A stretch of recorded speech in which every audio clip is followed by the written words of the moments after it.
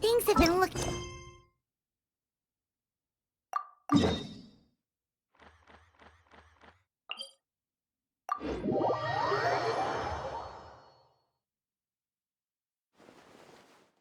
Just waiting around won't do us any... I see. Thank you so much. The Adventurers Guild has been overwhelmed these days.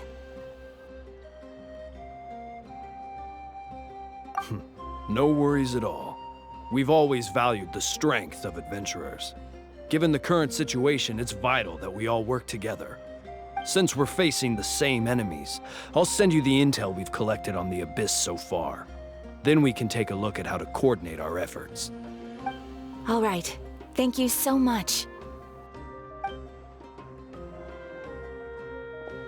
Hi, Catherine! It's us! Got any new commissions?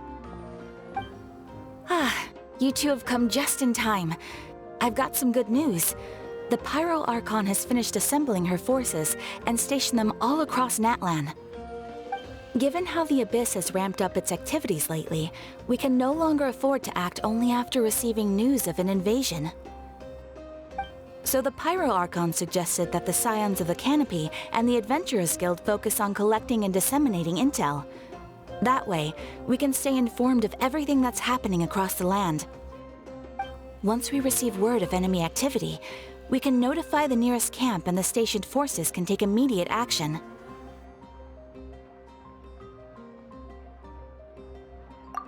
Yes, precisely.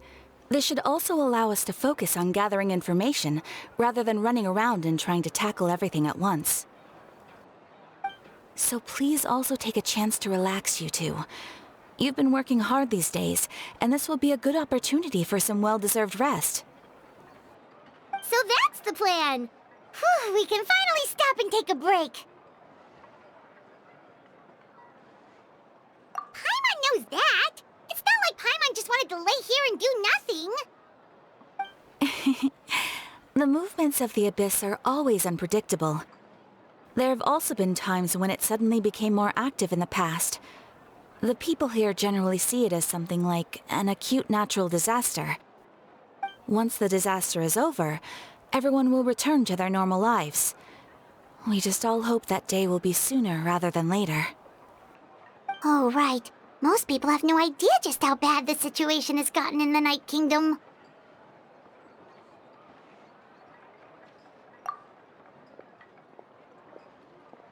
Oh, hey, Kachina! Are you feeling better now?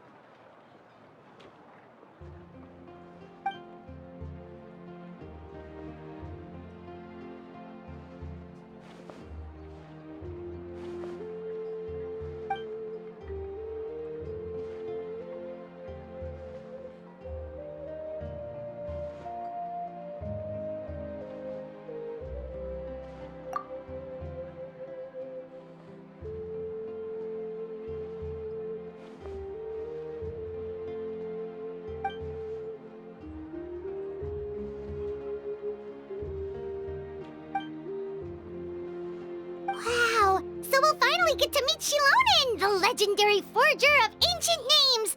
Paimon still can't believe anyone could forge those things.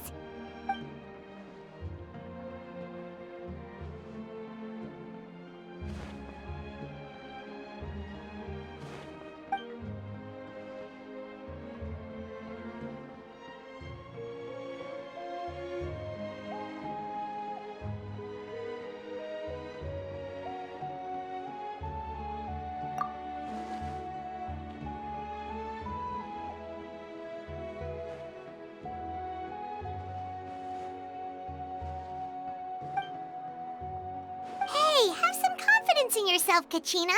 After all, you're already a victor of the Night Warden Wars.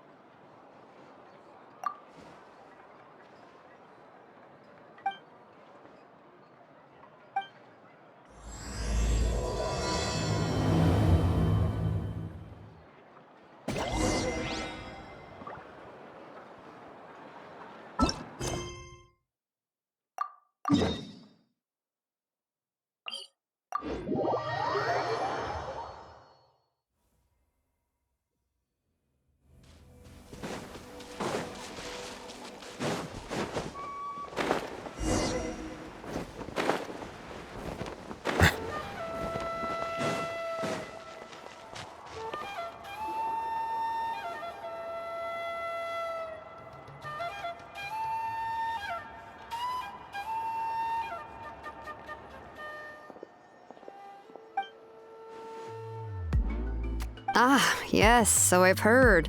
So young, and yet you've already got quite the reputation. Wait, are you Outlanders? Yep, we're travelers who just arrived in Natland not too long ago. No, I mean, I was aware that you're travelers. It's just no one told me that you're Outlanders. No, the only thing she said is that a new hero had pledged herself to the plan, but we need to forge an ancient name to ensure she'd be able to return safe and sound. And she did mention that it would be quite difficult to forge an ancient name for them, but at the time, I thought she was just commenting on my skills. But I seem to understand where the true difficulty lies now. Oh, I wouldn't go that far. I'm used to it, really. I just need a moment to process things. The Pyro Archon's requests are always difficult to fulfill, and we used to argue a lot. Honestly, it's probably for the better that she didn't bring this up at the time. Anyway, I can't argue with her if she isn't here, and it'd be pointless to take my anger out on someone else. But, just because I understand her rationale doesn't make me any less upset. After all, she must have known that forging an ancient name for an Outlander is an impossible task. It's impossible? As you probably know, an ancient name is a symbol of a hero's spirit and glory, which grows even richer and heavier as generations of successors inherit it. We forge ancient names by engraving the heroic deeds of an individual who will become the first hero of that particular name.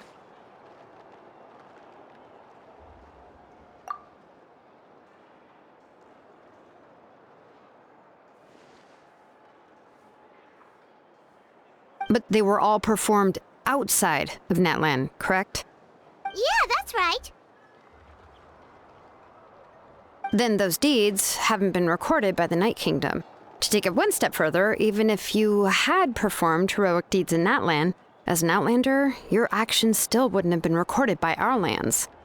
Only memories and experiences that have been acknowledged by the Wyab can be used as a basis for an ancient name. Even the greatest of craftsmen cannot create something out of thin air, you know. That's just how it is. Seems the Wyab don't want just anyone to get a name, huh? Mawika, of all people, should know better than anyone, yet she's still entrusted the task of forging the ancient name to me. Oh, Paimon gets it. Nobody's happy being asked to do the impossible.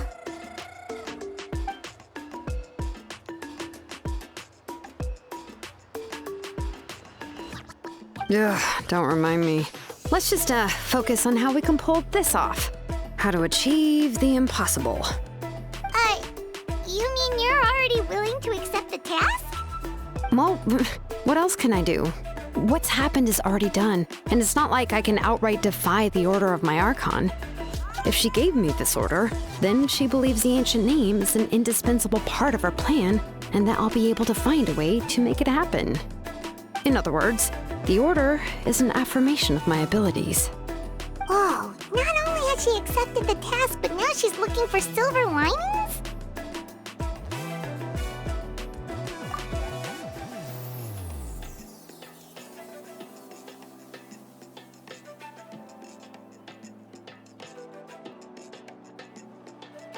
The key is getting the Wyab to somehow acknowledge the traveler's existence and record her heroic deeds. We heard the voice of a Wyab when we were in the Night Kingdom before. We even had a whole conversation with her.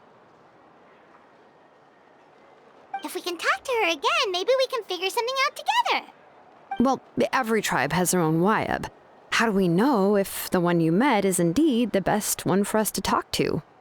Plus, considering the unprecedented nature of this situation, I have a feeling that the acknowledgement of one Wayab alone would probably not be enough.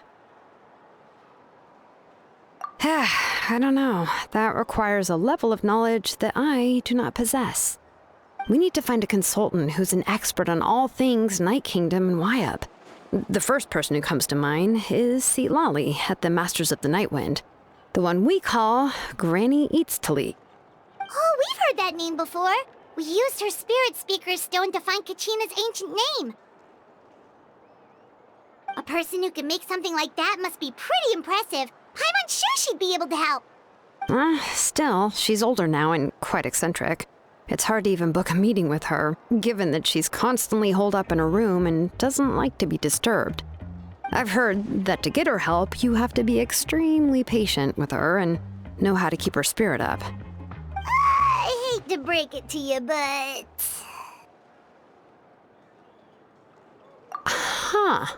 Why is that? I mean, didn't she already help you before? And you even managed to save Kachina.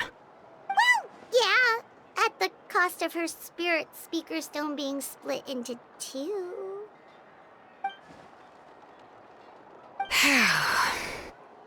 Great going, Moeka. We're already off to a rocky start here. In that case, I guess your only option is to try to emphasize that this is an important order from the Pyro Archon. Hopefully, Lali would still want to show respect to the Archon. I'll also write you a letter on your behalf. If you can find someone to deliver it and mention some good things about you, then that should help too.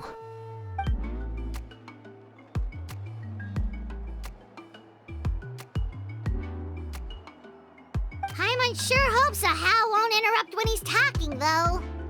All right, Kanich is a seasoned negotiator. I trust that he'll know the best things to say.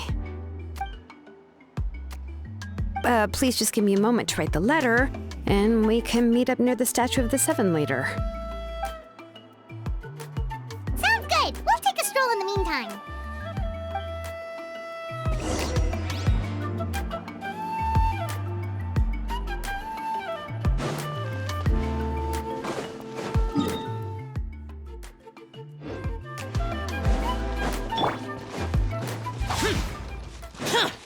Useless.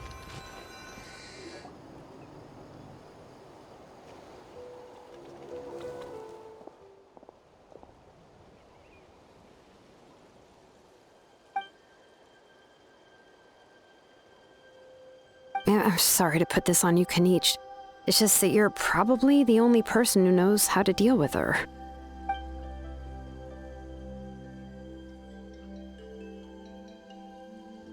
Oh, wait, so Kachina and the Traveler also know about the plan?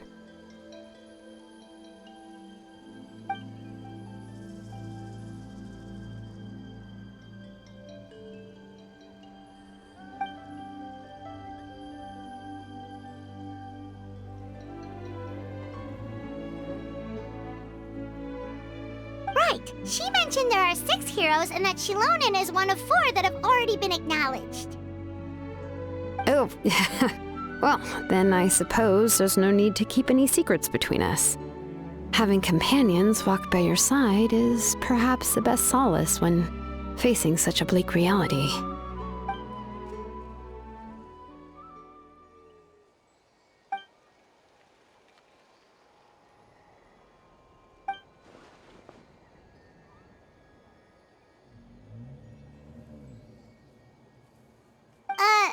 Lali knows him too?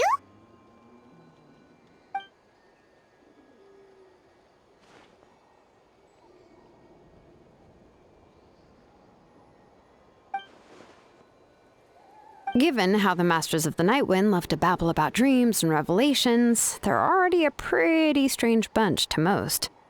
I've never met Auroran, but if they consider him the odd one, he's got to be pretty far out there.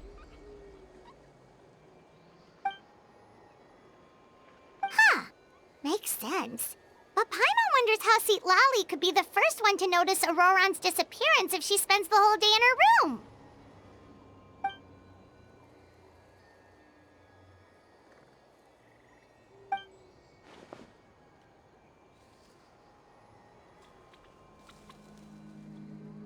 Yeah, so if I'm following, you mean we'll help her investigate Roron and the captain's whereabouts?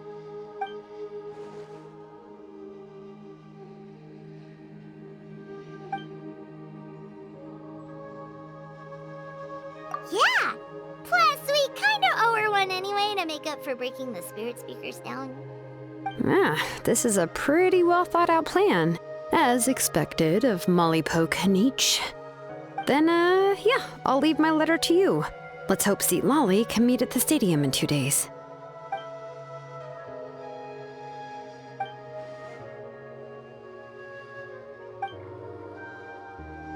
Okay, then let's part ways for now. I'll see you in a couple of days.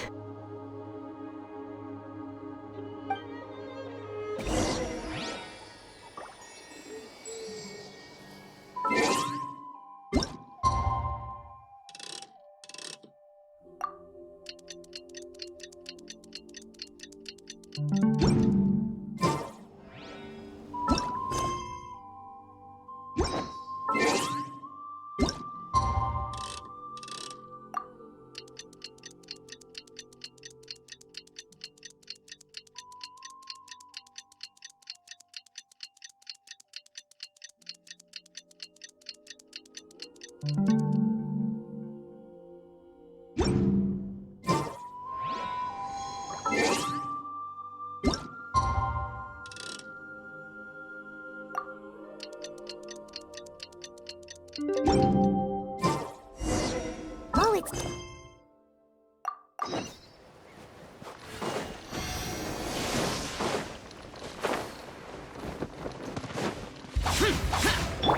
Yeah! Skyward! Hey, Shilonen, how's everything going? Oh, hi, Traveler and Paimon. I have bad news. Seat Lolly did not reply to our request, although I suppose I'm not too surprised. Huh? You mean she didn't even bother to give Kenichi a response? Guess she really does have quite the ego then. Yeah, well, she can be also quite eccentric, though she's one of the most gifted people around. Even the Masters of the Night Wind often struggle to work with her. My guess is that she probably has other reasons for not deigning us with a response. But let's go to the stadium and see if we can meet her there. If we do get a chance to talk to her in person, we can still try to work something out. That's true. Let's go!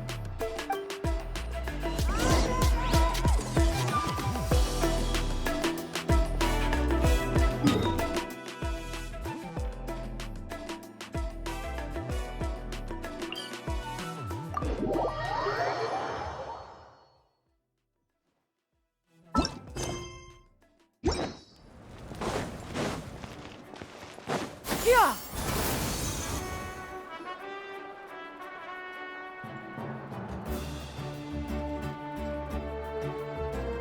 Paimon doesn't see anybody. Seems she's just not gonna show up, huh?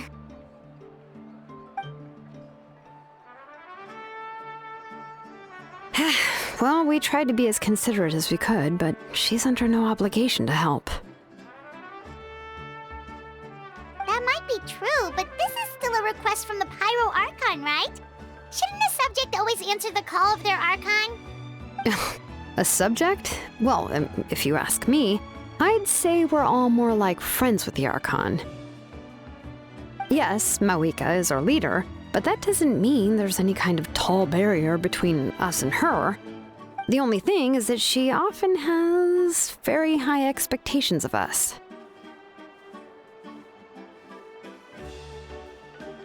Huh. So even though she's super powerful, it sounds like she's actually pretty down to earth and easy to get along with. Unlike that old hag Granny Eatstily, right? Does she think she can ignore us just because she's famous? You all talk about her like she's some kind of huge deal, but she didn't even bother to reply to our letter! Seriously, if she didn't want to come, she could at least let us know. If that's what aging does to you, Paimon never wants to get old. Oh, really? So, that's how you see me? Huh? Who's there? Who's talking next to Paimon? Oh, don't mind me. I'm just a disgruntled old hag, right?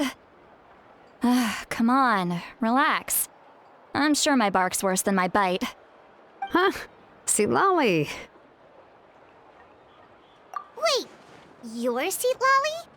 You're Granny Eatsley? Yes, Granny Eatsley. But emphasis on Eatsley, not Granny. You must know this trope from light novels, surely. They use it all the time. The young man who's actually the oldest person in the room. The girl next door who turns out to be a seasoned veteran. The wise sage who looks like a little kid. Oh, wipe that look off your face! You've seriously never seen an older lady that doesn't look her age? Okay, well, don't go thinking it's a trick either. See? I'm barely wearing any makeup. Did I forget to mention, she's called Granny, but she's actually pretty young.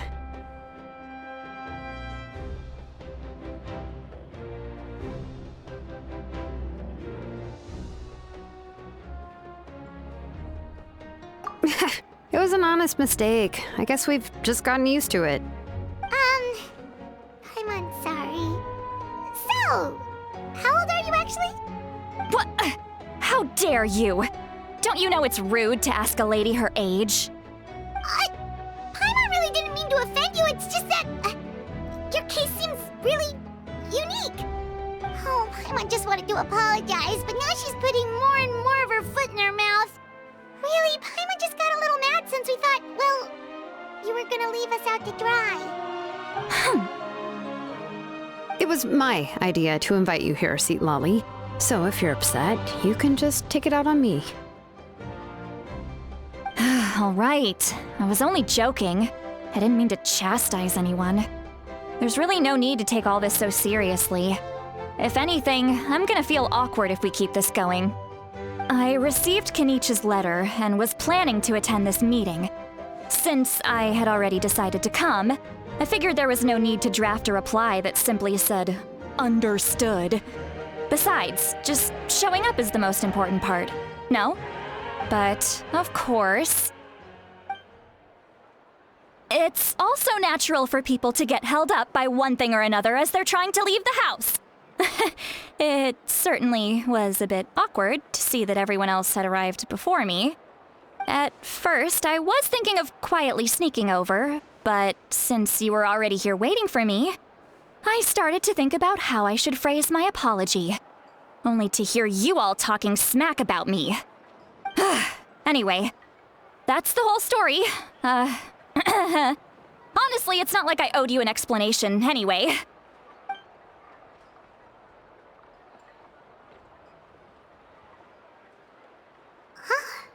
What's with that expression? Was she feeling embarrassed just now?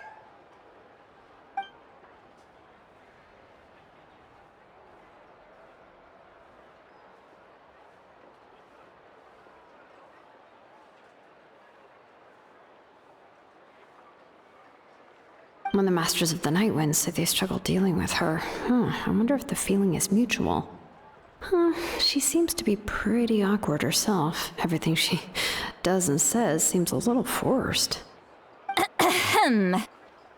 Anyway, Shilonen, I heard that you require my help in crafting an ancient name. Correct. The situation isn't like anything we've handled before. Let me explain. I see. So Mauika has asked you to forge an ancient name for an Outlander. Well, that would be a first. And you've also heard all about Auroron. I must say, he's always been a good kid. I can't see him joining the Fatui of his own volition. He must have been coerced somehow. Yeah, that's what we came here to ask you. We'll help bring Auroron back if you help us solve the problems of forging the ancient name. What do you think? I suppose I'll just call you Traveler for now. Traveler, come here. Let me take a good look at you.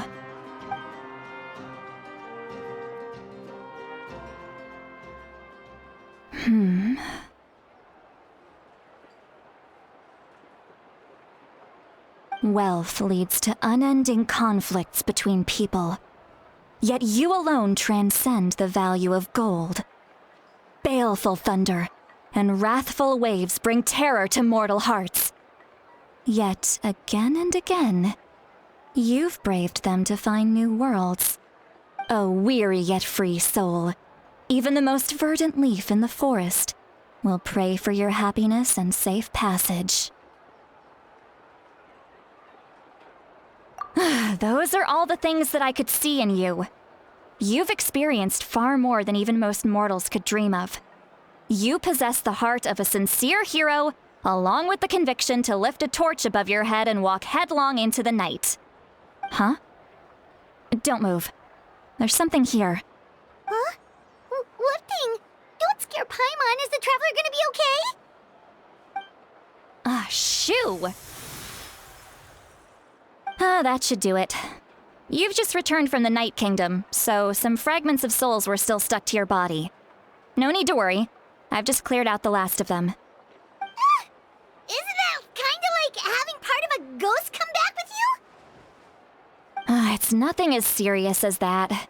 If left unattended, the most it could do is stir up some chaos in your mind, and generally worsen your mood.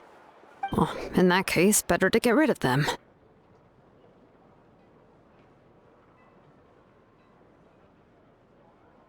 It was nothing. Shilonen, let's follow your proposal. Once you've brought Auroran back, I'll take you to see the Lord of the Night. The Lord of the Night? But don't we need to talk to the Wyab of the tribes? Something this important is beyond their jurisdiction. Only the Lord of the Night can decide whether we can grant an ancient name to one who does not hail from our lands. The Lord of the Night is an ancient entity that rules over the entire Night Kingdom, constantly borrowing the power of the sacred flame to combat corrosion from the abyss. Oh, so you're basically saying it's even more powerful than the Wyab of the tribes. Well, that sort of makes sense, being the lord of the entire Night Kingdom and all. Not exactly. It's not so much that one's more powerful than the other. But never mind. That's not important. It would take too much time to explain. Just listen carefully to what I'm about to tell you. The Lord of the Night is currently in a deep slumber, and we can only communicate with its consciousness while in a trance. In other words, in a dream. But I will need to prepare a few more things if we are to hold a ceremony to achieve the state of the trance.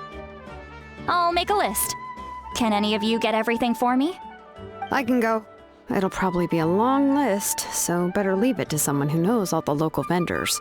Sounds good. Then we'll go with St. Lolly to track down Auroran. Phew, the Fatui are nothing to scoff at, so please, be careful during your investigation. If you need any help, just come find me. Yep, we'll be sure to play it safe.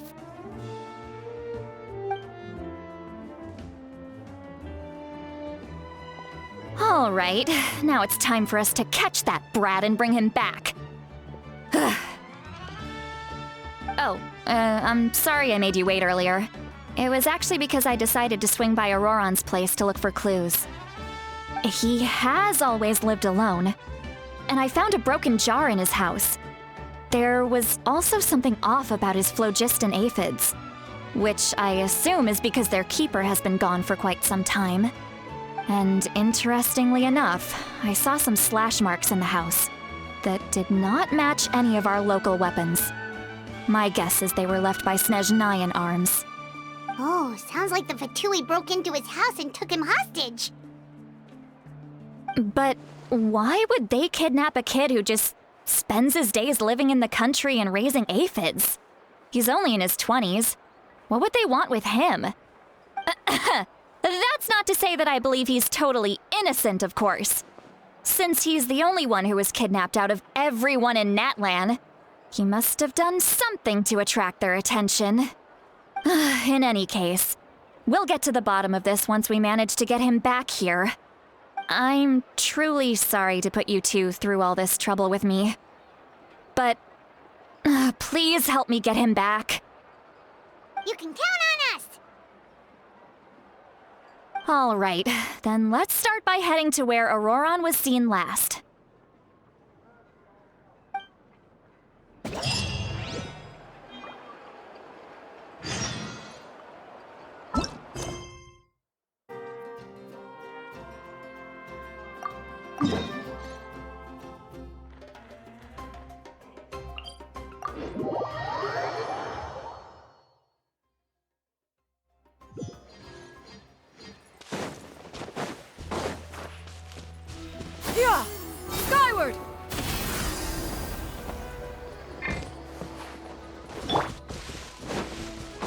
boring! Ugh.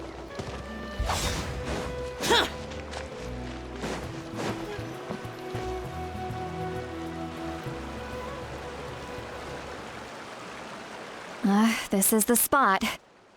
An eyewitness claimed to have seen Auroron speaking to some Fatui soldiers here. I don't know how much you're willing to believe me, but Auroron really is a good kid. I see no reason why he'd suddenly get involved with a Fatui.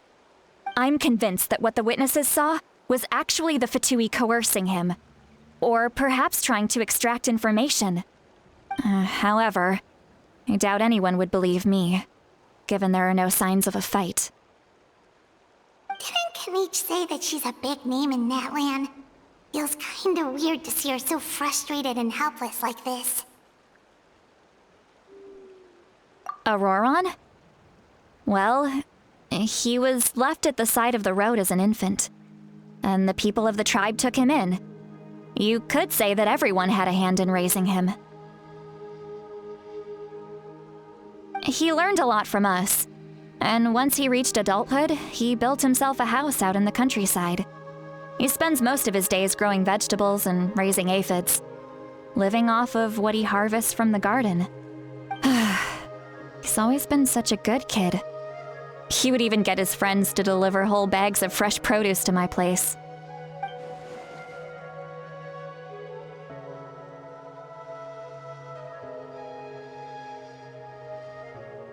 Oh well, let's keep looking. He can answer all of our questions once we find him. He's been raising phlogiston aphids for a long time, and since they were disturbed, they secreted a special type of phlogiston. We can use that substance to track his movements. Let's follow the phlogiston trail. Huh? What trail? Paimon doesn't see anything. Oh, right. I forgot your eyes don't naturally perceive such things. Here, give me your hand.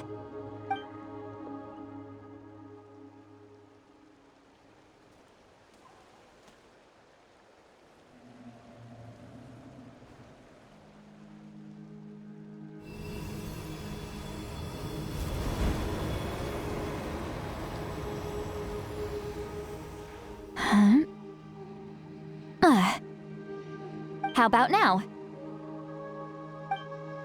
What do you see?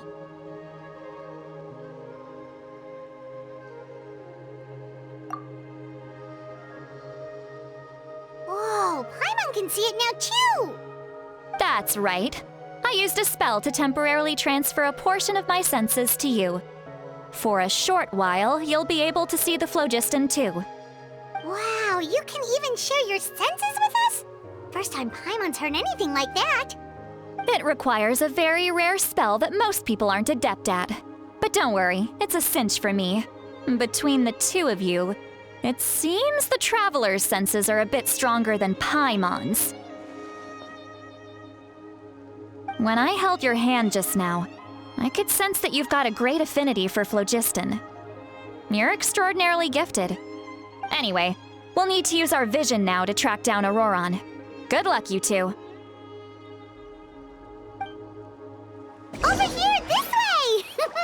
See, Lolly might say a lot of deep and confusing stuff, but this spell of hers is really something.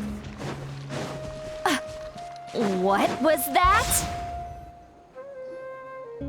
What does she mean by deep and confusing? As far as elderly shamans go, I'd say that I'm already pretty easy to talk to. Is there any other old hag who's as fluent in the language of the youth as me? But is my way of speaking still not trendy enough? I've already tried my best to match their speech patterns. But given the looks on their faces just now, or perhaps I'm still not fashionable enough? But that can't be, right? Don't tell me they're still getting the impression that I'm super old-fashioned.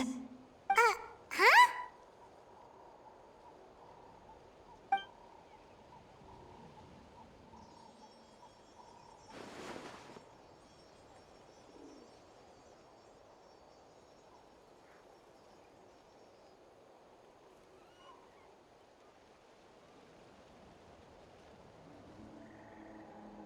Was that Seat Lally's voice?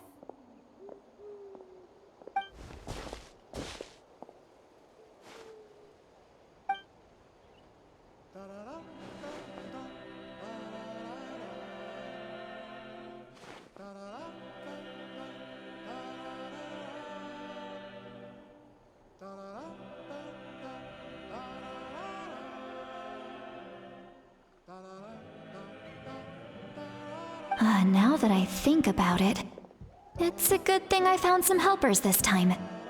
Some things are best done with the help of friends.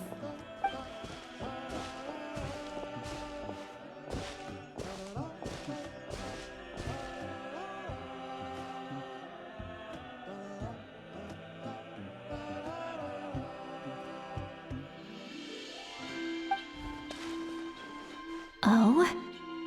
They appear to be feeling quite confident. Looks like our work will go smoothly.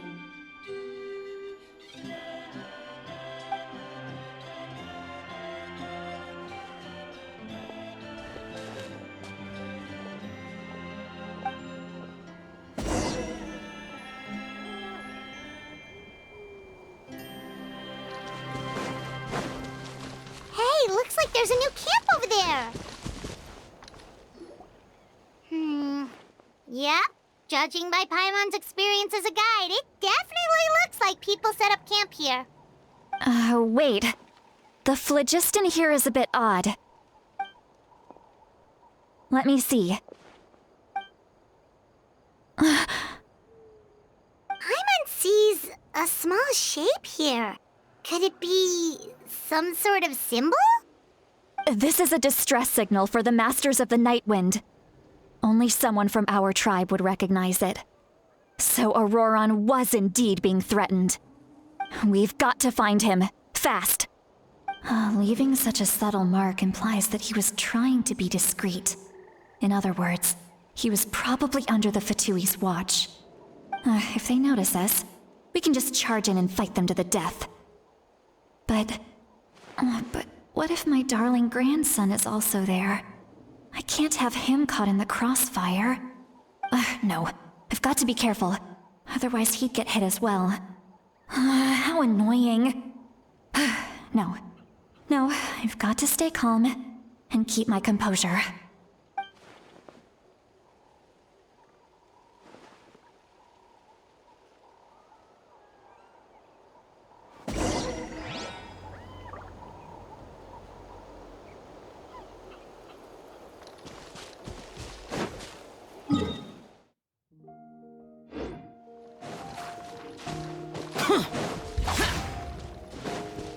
Boring!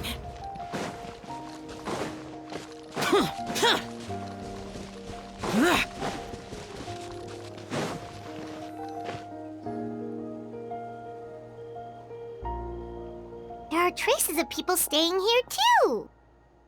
Wait a second. The phlogiston around here is jumbled up. I can also smell a mix of elements in the air. Pyro, electro, and some other elements as well. Kanich told us that you were super amazing. No wonder you can sense so many more things than us.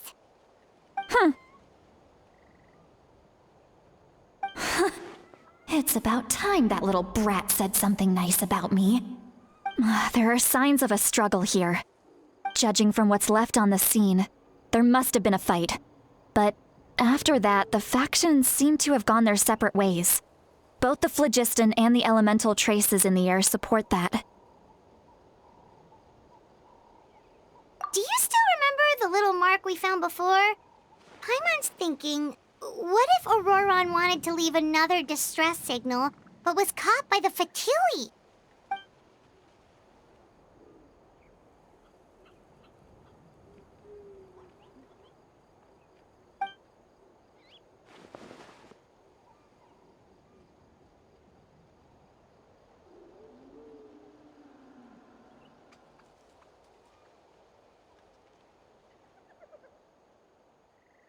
Given there are two signals leading from here, we should split up as well. I'll take this direction, and leave the other one to you. Let's meet up again later.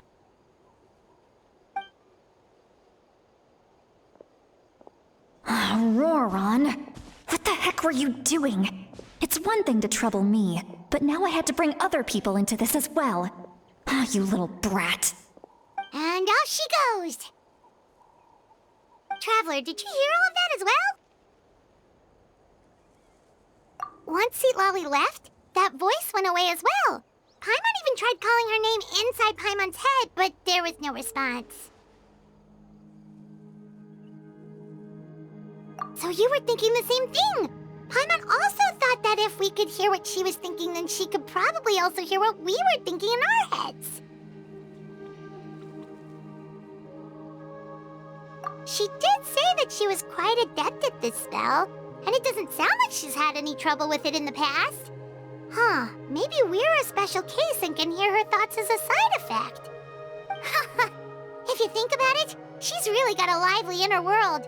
It paints quite a different picture from Paimon's first impression of her.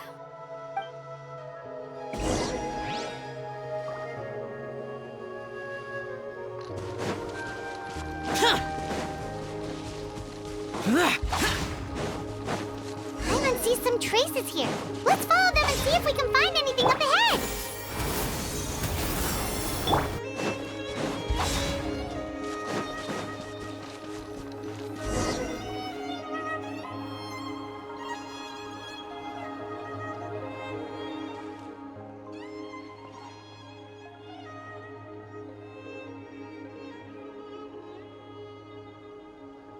Did you find something?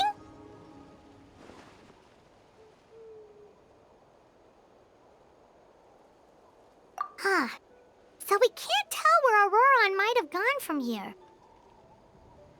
That's weird. The phlogiston trail suddenly stops. We can't make anything of these footprints either. But he can't have just evaporated into thin air, right? We know he wasn't alone. He had all those Fatui with him.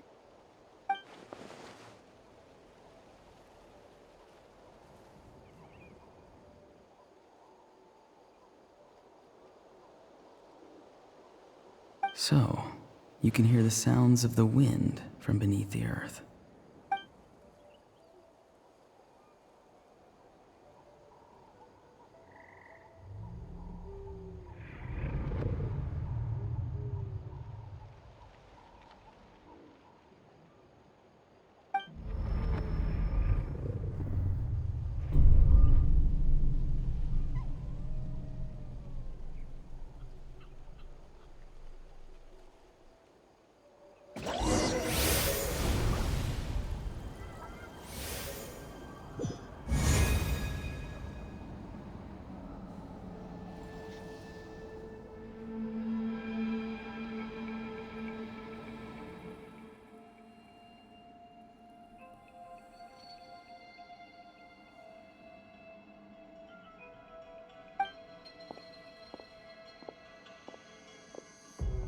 I'm very sorry, but please do not move. I have no desire to hurt you. I apologize that our first meeting has to take place like this. It's just that you're much like one of those animals with ears that perk up as soon as it senses danger in their environment. And given your combat proficiency, I would not have been able to gain an advantage over you if you were anywhere else in the world. However, you're now in the Night Kingdom, a familiar domain to the masters of the Night Wind. Hello, traveler. I'm Auroron, the one you've been searching for. Ah, the Fatui's custody. I see. So even Granny has told you that I was coerced by the Fatui. I'm afraid you've been brought here by a lie, like a false omen in the lingering smoke. My friend and I only left those traces to lure you here. Deceiving you was never our true intent, however. It was simply the fastest and most feasible way for us to set up a meeting.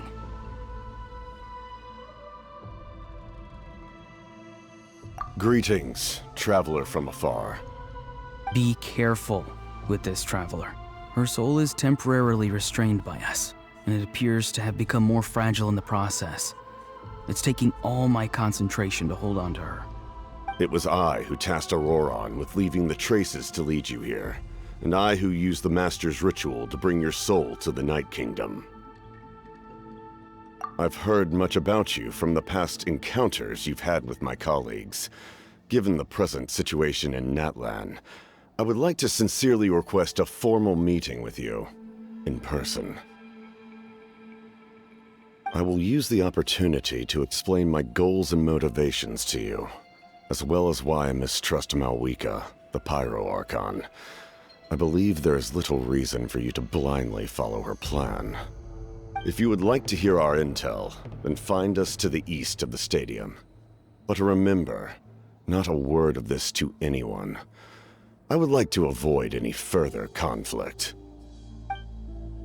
You will see me again once you return to reality. No matter what I say, please, help me keep this a secret. This is all to avoid dragging Granny into this conflict.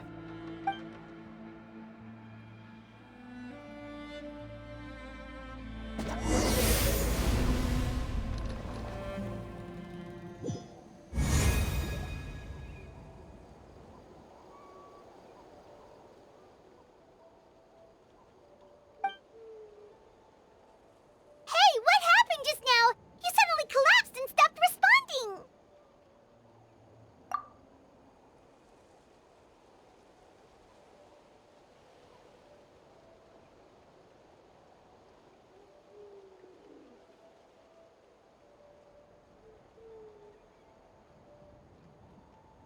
Hey, why are you sitting on the ground? Are you okay?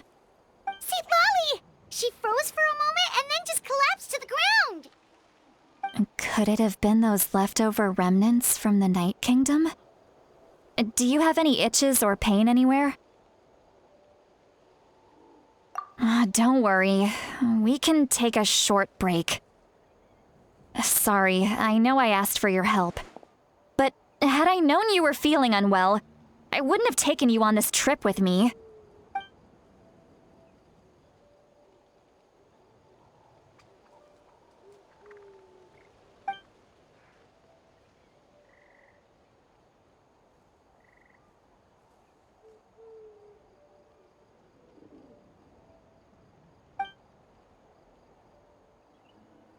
If you're feeling sick, you should just say so.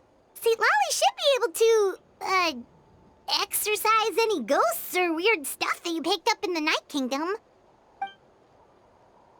A seasoned traveler must know the importance of not pushing yourself beyond your limit.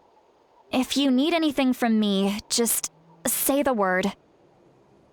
In any case, let's take a bit more time to rest now.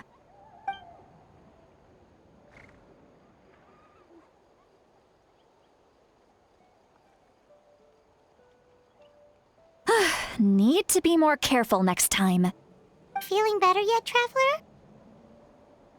All right, let's get ready.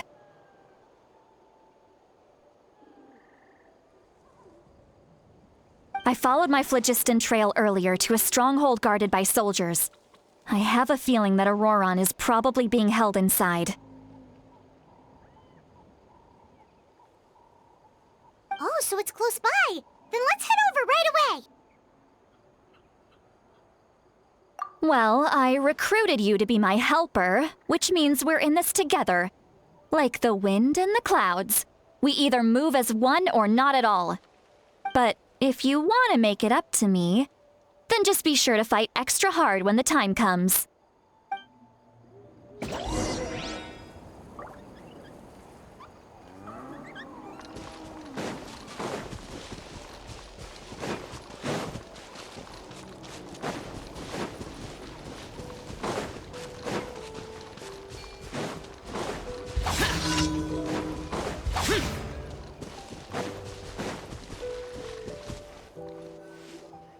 Look over there. Huh? I don't think she sees someone in the middle of the camp. That's Auroron. So he really was taken by the Fatui.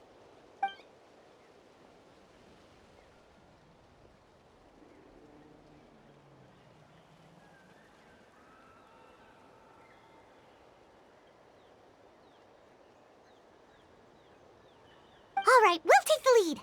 the lead. Hey, quit daydreaming. Don't you have work to do?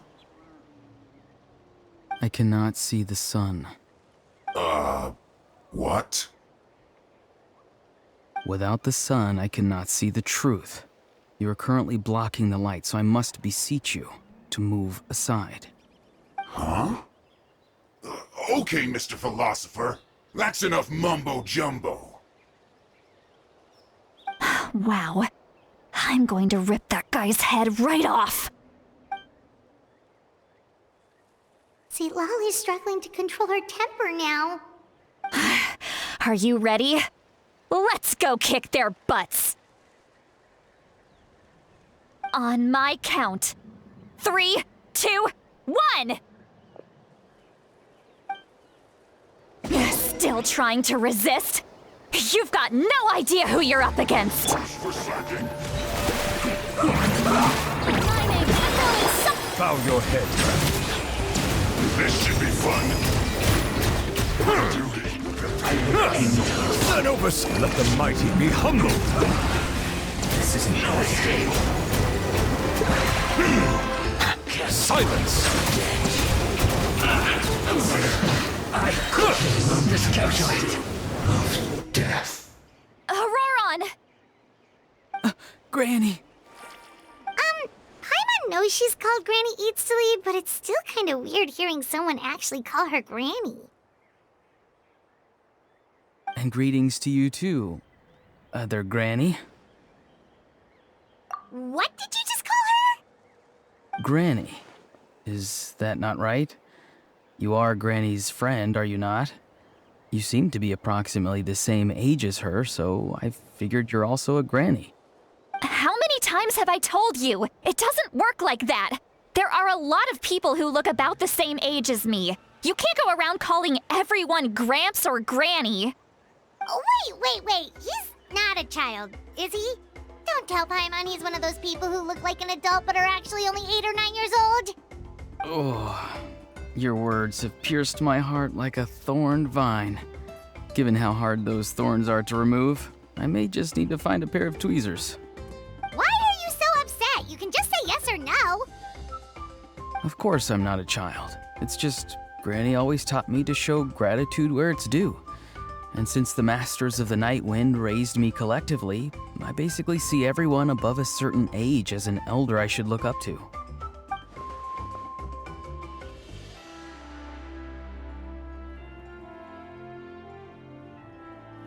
Exactly. But if you keep that up, then everyone's going to be your senior. And do you think saying all of this is gonna save you from a scolding, Auroron? Haven't I told you 100 times since you were a kid? Heed the 3 warnings. Be wary of beasts prowling around, scammers looking for their next victim, and strange people who appear out of nowhere. Oh, so you do remember, and you just chose to ignore them. I always knew that living on your own was going to get you into trouble sooner or later. But getting kidnapped? That really takes the cake. You won't always be able to rely on other people coming to your rescue, you know. You're just lucky we got here when we did. Or we might be launching another search and rescue operation to find out where they put your severed head. I'm sorry, Granny. I'll be more careful next time. Next time? Oh, good one. You think there'll be a next time after this? Not a chance.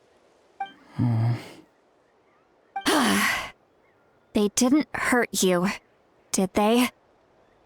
No, they just asked me a lot of questions about Natlan's terrain and made me draw a map of the ley line distribution. Okay, now answer me honestly. Were you the one who helped the captain escape after his battle with the Pyro Archon? Yes. So why did you do it? Because they said they would need my help from there on out. They also said that if I refused, they'd just come to you, Granny, and they'd already figured out a way to make you do their bidding. Hey! I'm no ordinary Granny! Would they really dare to come after me? And you! Did the gods give you a brain just for you to not use it? Did you really believe everything they said at face value? And not stop to think? Thankfully, the Pyro Archon only asked that we find the mysterious individual from the Masters of the Night Wind, and didn't slap your name on a wanted poster. Don't think for a second that she doesn't know what's happening. Even if the truth that you see will soon manifest into reality, there is still no need to preemptively panic. Have you forgotten the words that I've taught you? I'm sorry. Forget it. We can submit the details of this camp and the defeated Fatui as evidence of your innocence. Let's clean this place up and get back to the city. Auroron, you better remember this lesson well and seriously reflect on your actions. Also, once we return to the city, come to the speaker's chamber with me. I'll need you to explain everything. Sounds good. Should I bring some of my homegrown vegetables as well? Your vegetables? Yes. I grow a lot of fresh produce in my garden. I hope the Pyro Archon won't be too picky about the selection. Now's not the time to be thinking about that. If you do come face to face with the Pyro Archon, the first thing you should do is... Recite the 3 warnings. Huh? No! You should emphasize that you were not in cahoots with the Fatui! How exactly did the Masters raise this guy? Oh, right.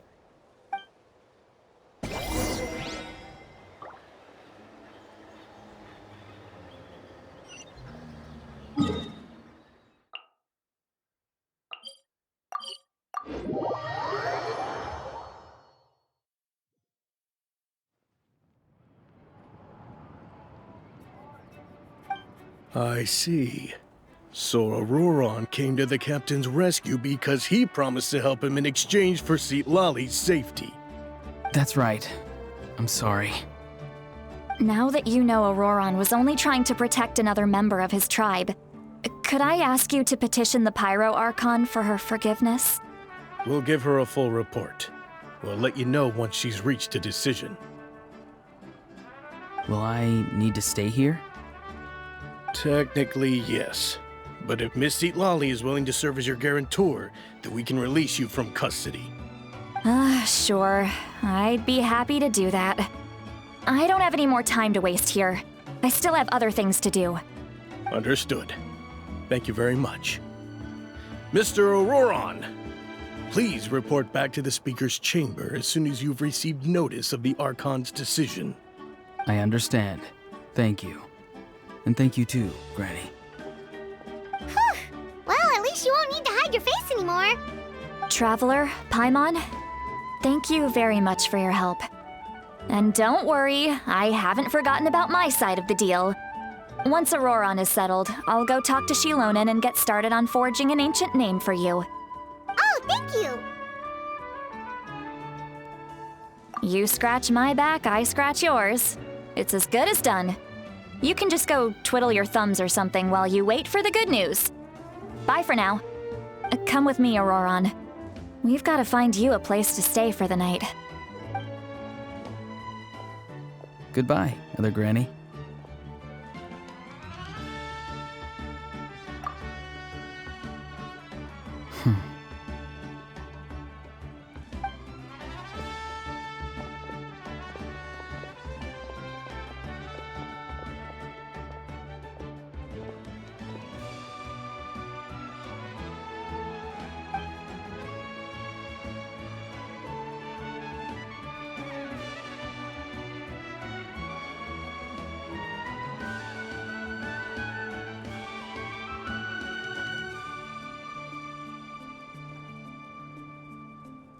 We're finally done.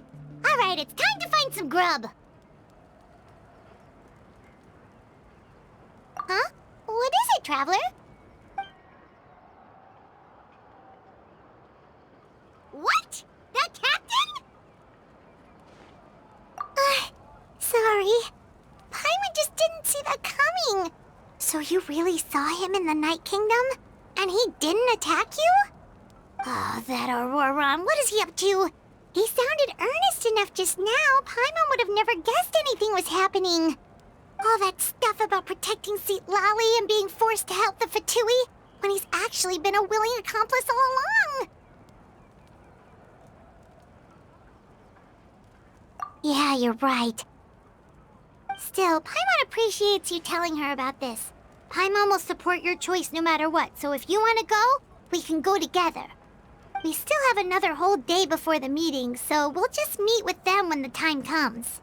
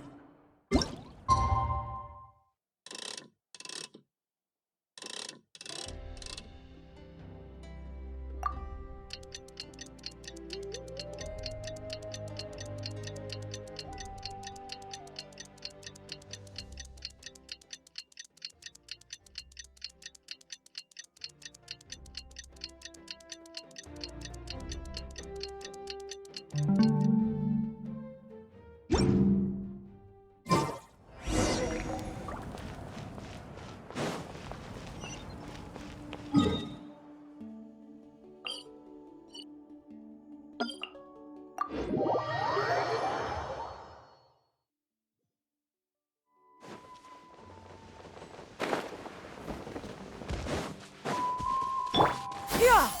Skyward! Scatter!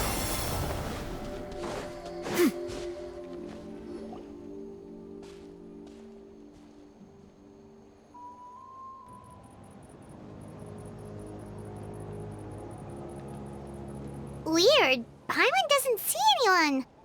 Oh, please don't let this be a trap.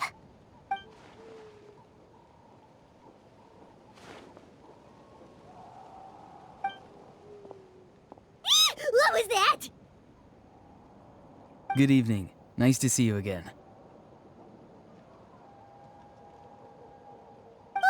It's you. You shouldn't pop up from behind people like that. What are you, a ghost? I'm terribly sorry. It's just a force of habit. And what's with you apologizing all the time? You sound so polite and honest, but you're actually doing shady stuff behind people's backs. You're right. Granny tells me that too. Huh. Come to think of it, you remind me of her. Sometimes you two sound really similar, you know. Oh, so you're gonna call Paimon Granny too now? Well, I could.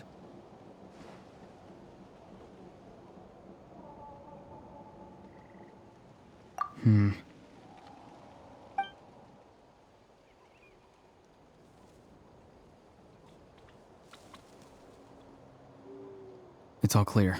Over to you. Excellent. The fact that you showed up proves that I was right about your character. Yet, there's been a lot of talk about you. Child told me that you're passionate about the unknown and willing to take risks. Rather than facing you as an enemy, I would much prefer to bring you to my side. If we allow the current state of things to continue, we will inevitably clash, and that's a scenario that I'd very much like to avoid. I've long heard of your exploits across the nations. Though you have crossed swords with my colleagues many times, I know that you are by no means an unreasonable person. And once you've learned the truth that the Pyro Archon miHoYo would never willingly share with you, you may just find it in your heart to consider my proposal. I assume you've already been informed of the Pyro Archon's plan. In order to defeat the Abyss and save Natlan, she still needs 2 more heroes to appear. Wait, how did you know that? Never mind. Guess that's not important now. I've long kept a close eye on her plan. To be frank, it's an exceedingly risky plan. Will the heroes really appear? And even if they come to her, will their power be enough to drive the Abyss back? If any part of the plan goes awry, all of Natlan, even all of Teyvat, will pay for her mistakes. Now, you may have been led to believe that this is the only plan available to her. But what if I told you she's had another emergency plan all along, the details of which she has chosen to keep hidden from you? An emergency plan? Yes. A way to keep Natlan intact, even if her original plan fails. But given the painful cost of its execution, she has chosen to keep it as a mere backup plan.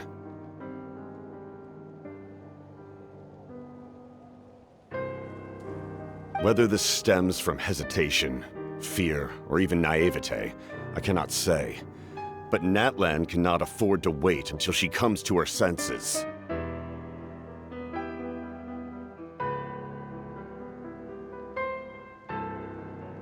My fear is that given the enormity of the decision, she will be reluctant to confront the dire reality we face until it is too late.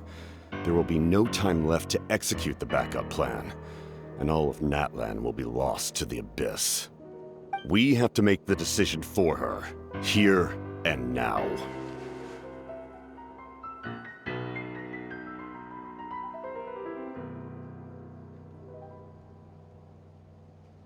Yeah, do you have any evidence for all this? Just telling us a bunch of scary stuff isn't enough, you know. Besides, wasn't it you who tried to seize the Gnosis for the Tsaritsa clan? I knew you'd be clever enough to see. That's right. I did not seek the Gnosis for the Tsaritsa. Since I was defeated in battle, I must put to rest my thoughts about the Gnosis. But even so, my desire to save Natlan remains unchanged. And now, I have found a new way to solve the crisis. We can implement it immediately if we reach an agreement. Someone's here. Huh? The captain disappeared! Something is rapidly approaching. Oh no. Something? Bad news, chump! It's your granny! See, Lolly? When did you get here? I knew something was amiss after we were separated. Hidden ceremonial tools, an unconscious traveler. I must say, I'm very curious about what you're up to. How dare you go behind our backs like this, Auroron? Colluding with the Fatui? Really? Oh, here we go again. Cat got your tongue, huh? You really think you can avoid a scolding just by staying quiet? I'm not trying to avoid anything. Oh, and now you're talking back. Well, go on then. Explain yourself. What the heck are you up to? I'm sorry, Granny. I feel so guilty. You! That's it! Where are my tools? I swear if I don't teach you a lesson right here and now, I'll... Wait, see, Lolly! Please, calm down. We, still learned a lot of info, didn't we? Like the fact that the captain isn't trying to seize the Gnosis anymore. So, maybe just save the scolding for later, okay?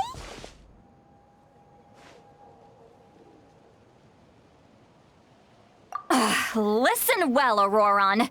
You're only getting out of this now because of the Traveler's plea. This isn't over. You hear me? You're right, Traveler. Let's go. We can discuss this more back in the city. You two keep an eye on Auroron for me, okay?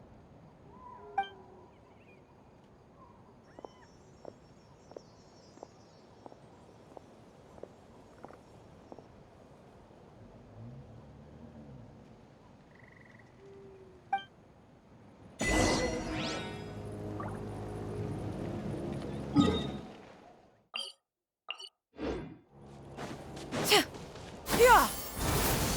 Got him! Useless!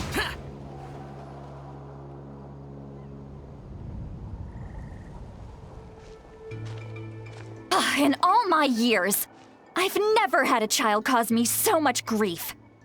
Do you seriously not see what's at stake here? You've got a head on your shoulders, Auroron. Use it! Why did you help the captain? And I want the truth this time. No answer? Think you're being smart? Then let me ask a different question.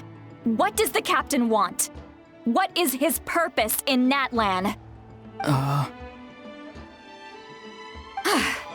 Really? You're just going to stonewall me?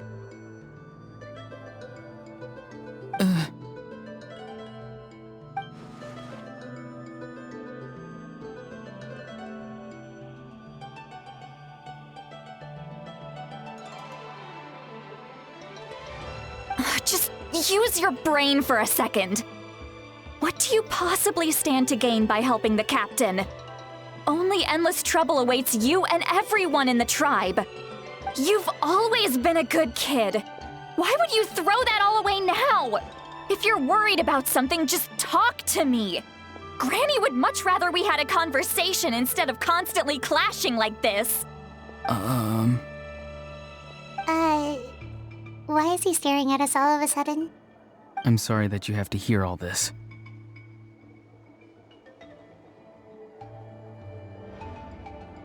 Indeed. It's like going to visit a friend at his house, only to suddenly hear your friend berating a naughty Saurian. Well, that's an oddly specific analogy. Wait, did one of your friends really do that? Yes. And every time my friend scolded his Saurians, they would look at me the same way you're looking at me now. Helpless and embarrassed. Wait, but you're the one getting your head chewed off. Stop making this about us! Indeed, you've got a point.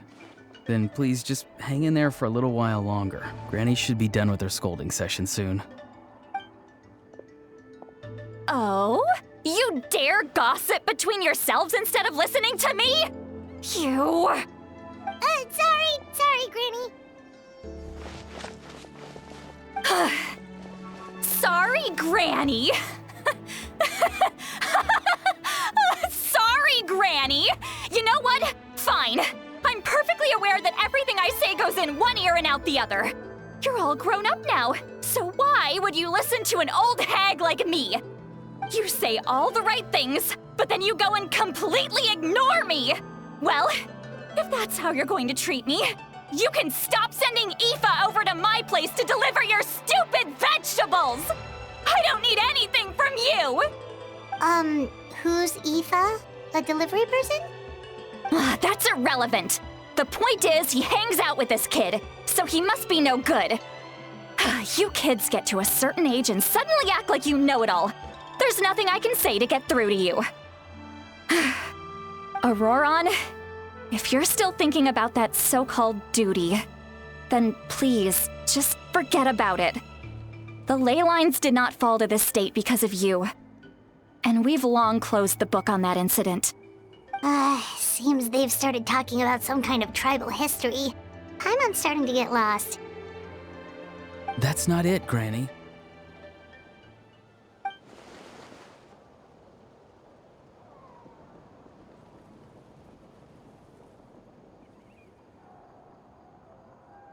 I know you tend to get down on yourself when you're upset, but I can tell I really hurt you this time.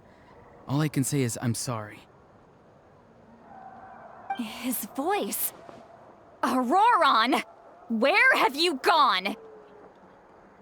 It sounds like he's somewhere super far away, but isn't he right here in front of us? I'm really sorry. It's up to all of us to do everything we can to save Natlan. So I've got to go. Get back here this instant! Auroron! What is this? Powder from plant spores? Is that the trick he used? What just happened? How was he able to suddenly get so far away like that? It's a trick of his. If you grind spores into a powder and spray it in the air, it can be manipulated to create an illusion. He pulled it off flawlessly. He must have put a lot of time into perfecting it. Don't tell me that's how he's been hunting in the fields these days. Oh, couldn't he have picked up something more useful? Little brat. That's it. The next time we meet, I'm definitely going to break his legs. Whoa, that's a little extreme. But still, why does he feel like he needs to run from us? If his goal is also to protect Natlan, then can't we work together?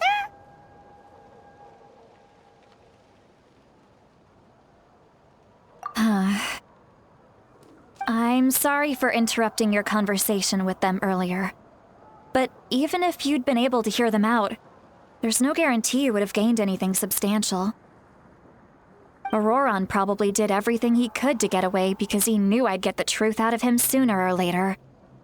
Ah, that brat. I swear.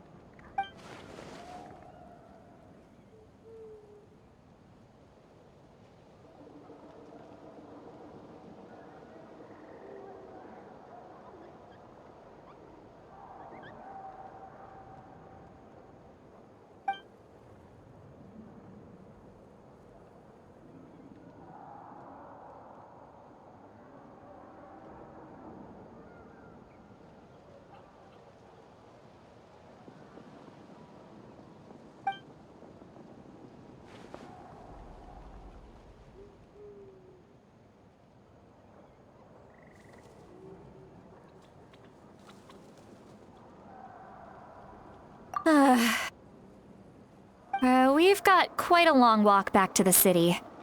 Let's take our time. It'll give me a moment to figure out how to explain all this.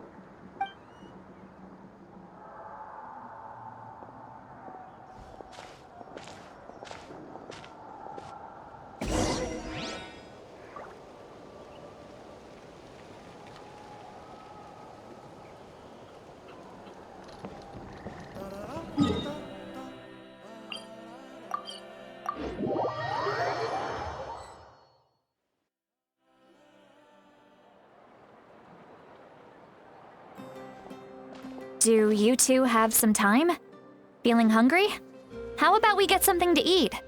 Oh, right. It's been a while since we last ate. Now that we can relax, Paimon just realized how hungry she is. Then let's go. We can find somewhere to sit down and talk. Food and drinks are on me.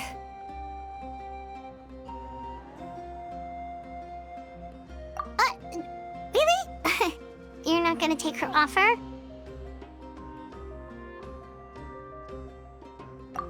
That's right.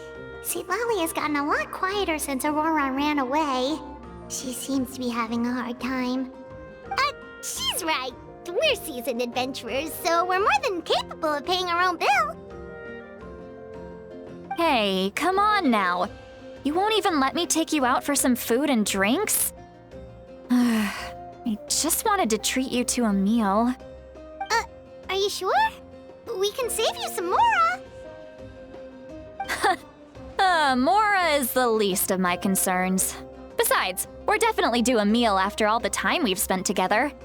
Let me get this one. I might be an old hag, but I like to think I'm not completely useless. Sure, that's fine with us, but Paimon doesn't want you to be sad, sweet Lolly. Don't worry. I'm sure a juicy grilled steak will work wonders.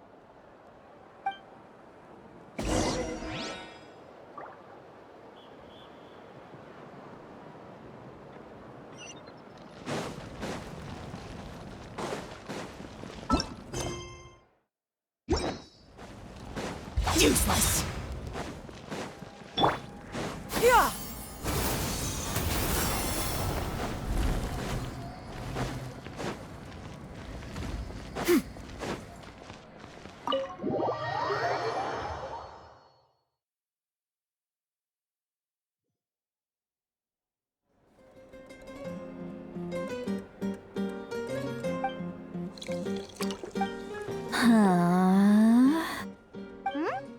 What are you looking at? Do you see two people standing by the door? They look like spitting images of each other. Are they twins?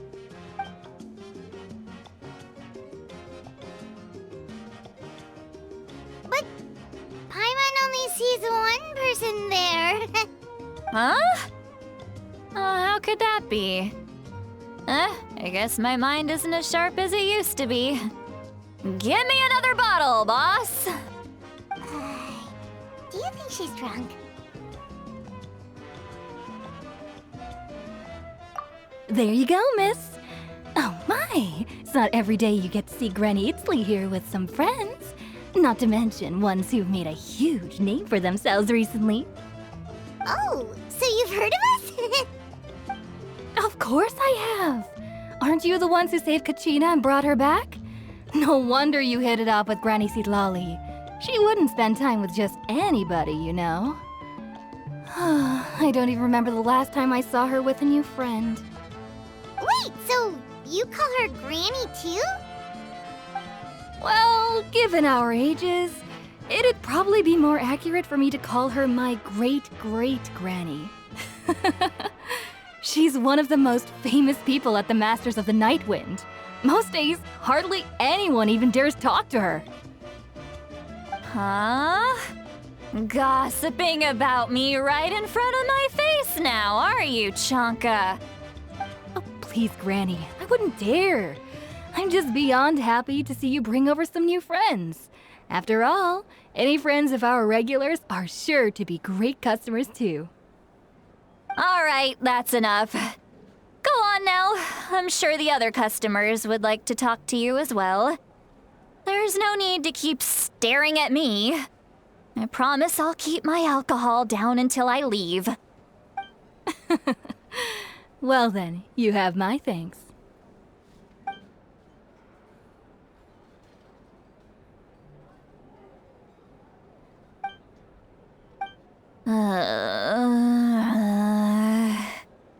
Sitlali? Sitlali? Who's that?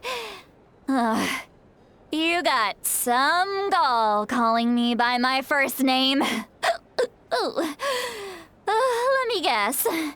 You want to test your skills against Granny Eatsley, don't ya? Are you still with us, Sitlali? You're kinda talking to no one. You chumps come around here, picking fights with me? Well, you know what happens next. You lose, and then run off home to tell everyone about how I'm this big scary bully. It's always the same story. You brats start it, I finish it, and then I end up with the reputation of being some kind of terrible monster among the shamans. I mean, come on. Monster? Me? Really? What did I do to deserve that? Granny Sitlali, you're not a monster at all. Exactly! And while we're at it, I'm not some lazy slacker either. Between meditation, advising the chief, and speaking with the Wyab, I actually have a pretty packed schedule, you know. Oh yeah. And I have to mentor all the new kids. Hey, new kid. Yeah, you. Don't play dumb. Didn't I teach you how to find phlogiston? You see? I know my stuff. I'm a good teacher. You tell him.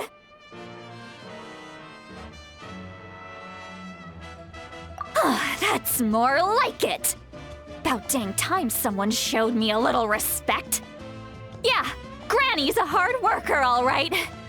You can always rely on old Granny.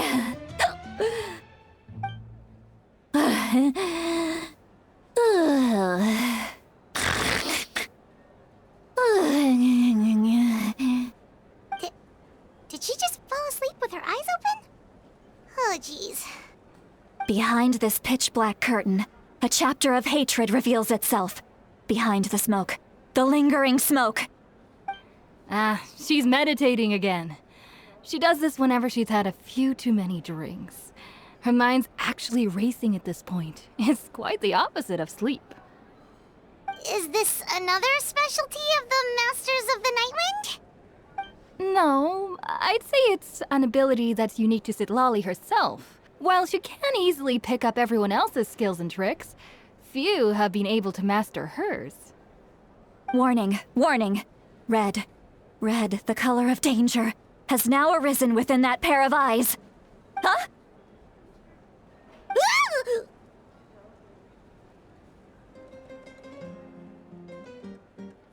Traveler? Paimon? What's wrong? I'm gonna hurl. Hang on, just keep it in. Phew. Okay, it's passed. That was a close one. You had Paimon worried. Paimon really thought you were about to barf all over the table just now. How embarrassing. I'm sorry you had to see me like that. That's never happened before, I swear. I've never thrown up, not once.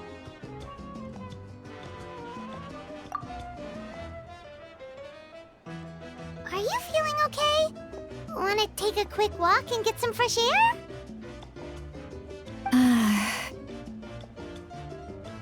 There's so much that I want to say, but I can't. Why not? Of course you can. Just say whatever's on your mind. Please, Paimon, it's not as simple as you think. We've only known each other for a few days, right? What would you think of me if I were to start dumping all of my complaints on you after we've only just met? Oh, Paimon gets it. You're hoping that we wouldn't think less of you no matter what you're about to say. No, that wasn't my point at all!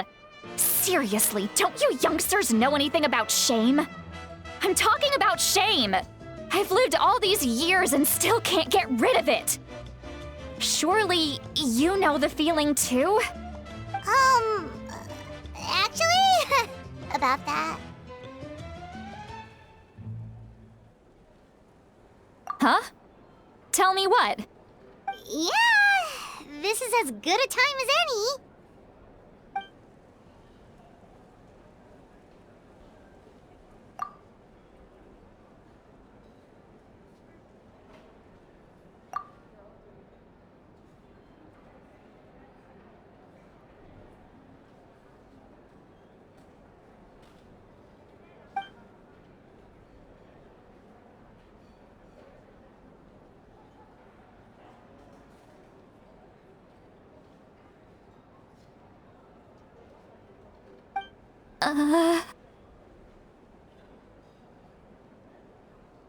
So, you heard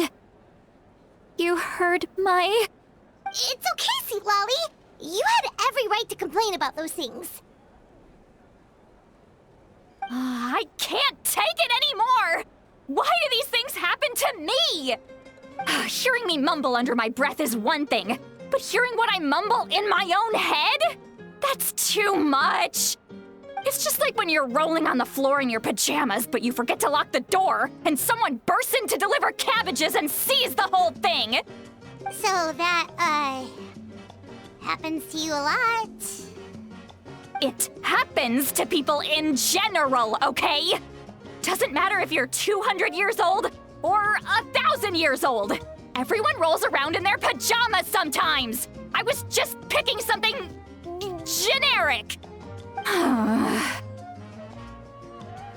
Take a walk with me.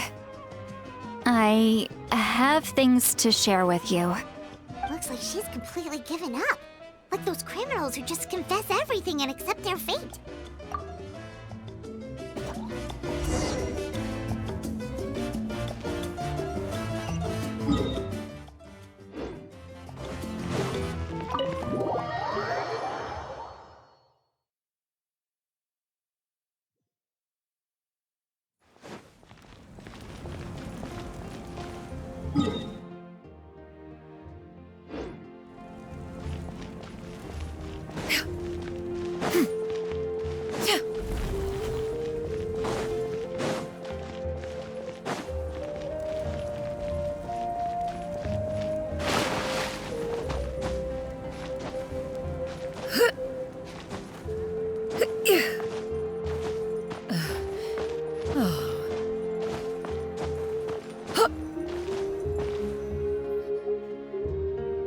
Well, great view, right?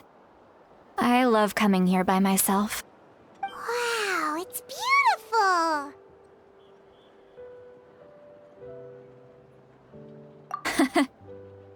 You're making me want to cry. Oh no, what do we do? Please don't cry! I was an expression, okay? A figure of speech. I'm just... embarrassed.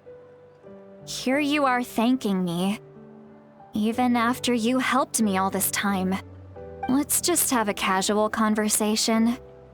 It's easiest that way. Really? You don't seem like the kind of person who keeps things casual. Well, I guess I used to be more of a stickler for the rules. And you're right, I don't usually open up to the people of my tribe like this.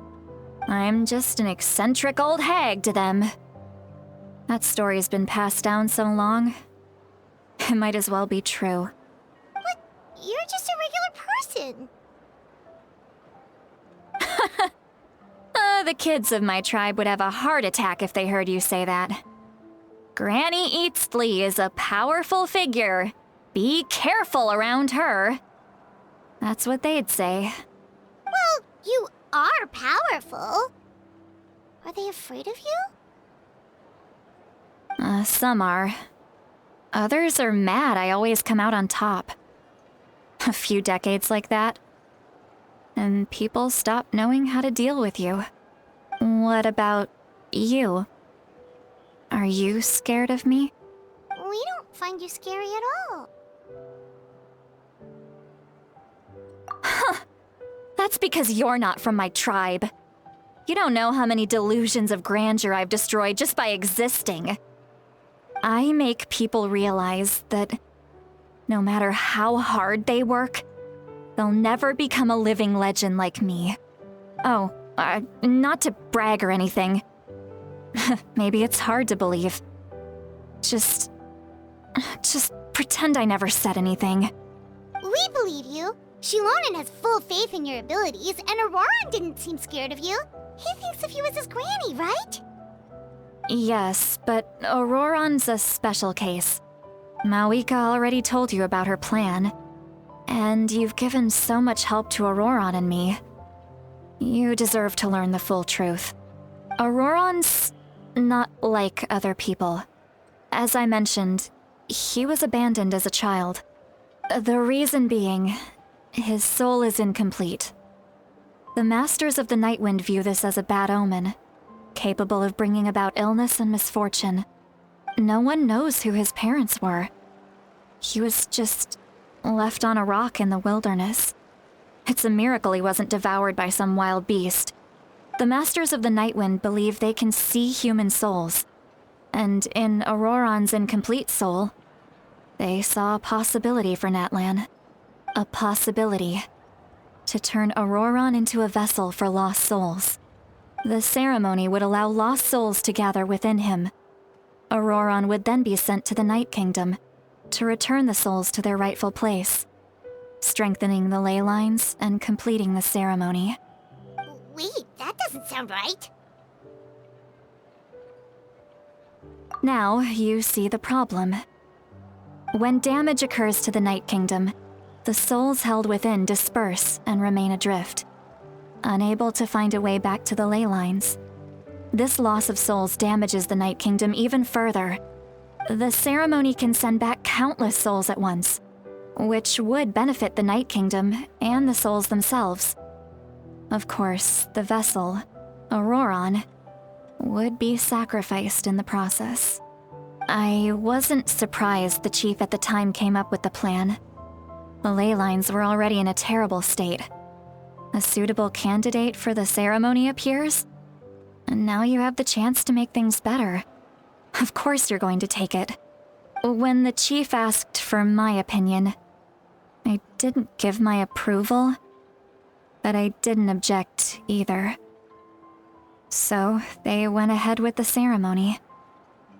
It failed, and Auroran escaped with his life. Pathetic, isn't it? By not objecting, I basically gave them the go-ahead. Maybe they didn't have my explicit approval, but it's not like I did the right thing. If the ceremony was successful, Auroran would probably be dead. Of course, in my tribe, death is rarely something to fear. But what kind of message would we be sending by sentencing a newborn to death? By using a human life as a tool? It's not right. So, when I learned the ceremony had failed, I was ashamed by my inaction and absolutely relieved by the result. The plan was never a secret. Or, I guess I should say, there was no point to keeping it a secret. A simple investigation from Auroron would reveal everything. Everyone thought he would be happy he survived. And he never really said anything to the contrary. But just as I was about to put all of it behind me, he asks this question. Would Natlan have been saved if the ceremony succeeded? Wait, but it's not his fault. He knows that, but he still feels guilty. Auroron has a strong ability to perceive souls, more than any of us. He understands just how dire the situation with ley lines has become. Maybe he chose to work with the Fatui because he still thinks he owes a debt to Natlan. I can only imagine what they told him. Traveler, didn't the captain say he found a way to solve the crisis? Maybe that's what brought Auroron into this. Anyway, we can't just let things go on like this. We have to convince him to come back! You don't look so good, Sweet Lolly. Maybe you should head back and get some sleep. Probably drank too much. It's okay. The fresh air is doing me good. Okay. You've helped me so much already. How do I even begin to thank you? Hey, we're friends, aren't we? Besides, you already said you owe us a favor, so you don't need to worry about us. Good point. Well, I'll go home and get some sleep. We can figure out our next move in the morning.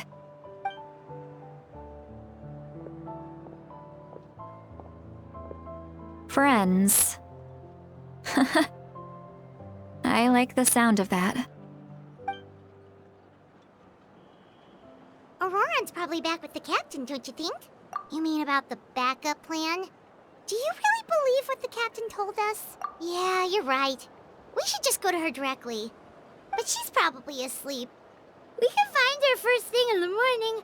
For now, let's... go to bed.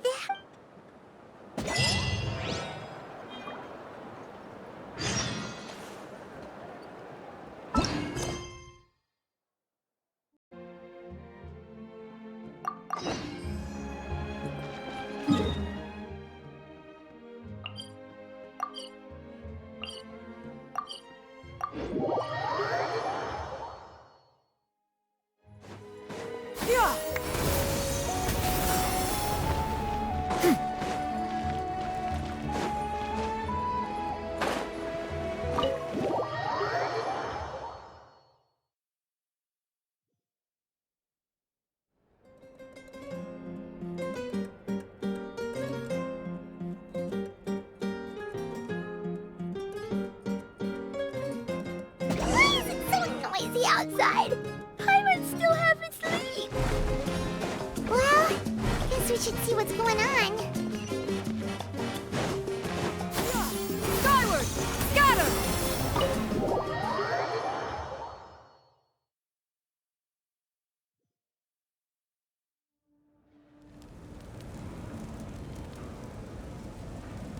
You're already here.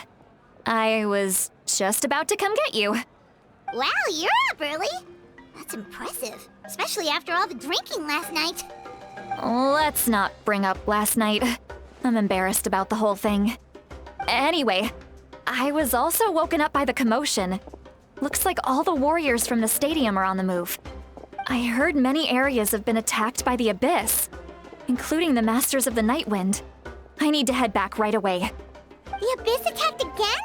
Are you sure you can handle it on your own? Do you need our help?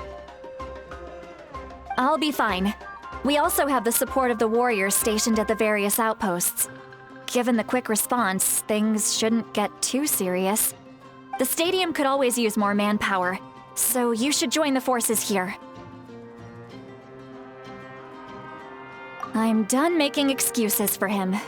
He's not a child anymore. He needs to take responsibility for his actions. I was the one who vouched for him, so I need to report back to the Speaker's chamber. I'll accept however they choose to handle the situation. But I should be able to convince them to let me go back to my tribe first to deal with the attack. As for the ancient name, once we handle this crisis, I'll talk to Shilonen right away. Don't worry. I never forget a promise to a friend. Thank you. All right, I need to start heading back. She left in a hurry. The situation must be really serious. Oh, looks like a lot of people are heading to the stadium. Let's see what's going on.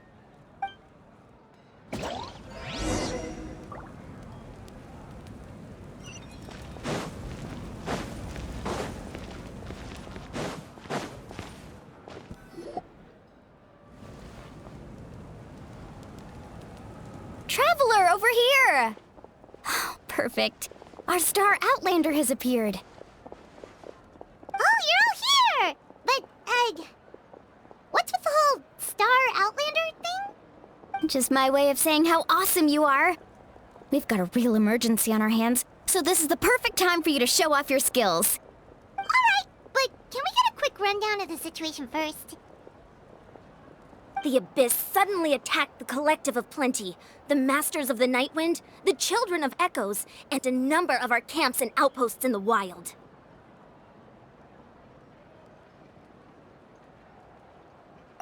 Yes, and the attacks are increasing in frequency. The tribes have plenty of defenses, so they're safe for now, but I can't say the same for the adventurers and merchants stuck in the wild. Chaska and I have been searching for survivors and treating the wounded.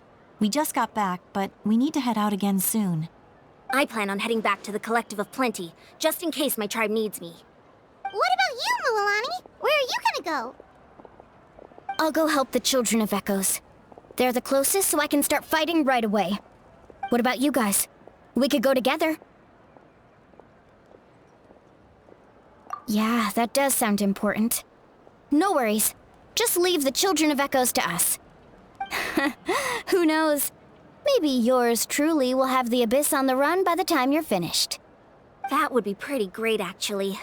I hope my tribe gets through okay. It'll be fine. Your tribe doesn't do all that bodybuilding for nothing. Let's part ways here for now. And most importantly, be careful, everyone. Oh, and some of us need to avoid getting contaminated by dangerous-looking substances. That will make my job a lot easier.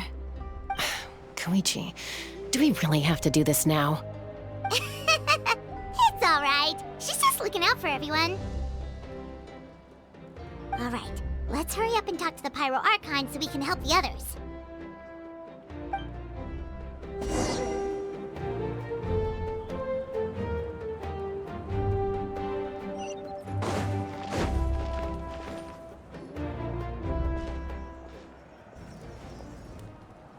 Oh, it's you two. As you can see, things are not looking good right now. People across Natlan are in danger. Look, I'm very interested in your recent adventures, but this is not a good time. So we'll have to keep our conversation short. That's alright, we're also in a hurry. We're gonna go help the Children of Echoes after this. What?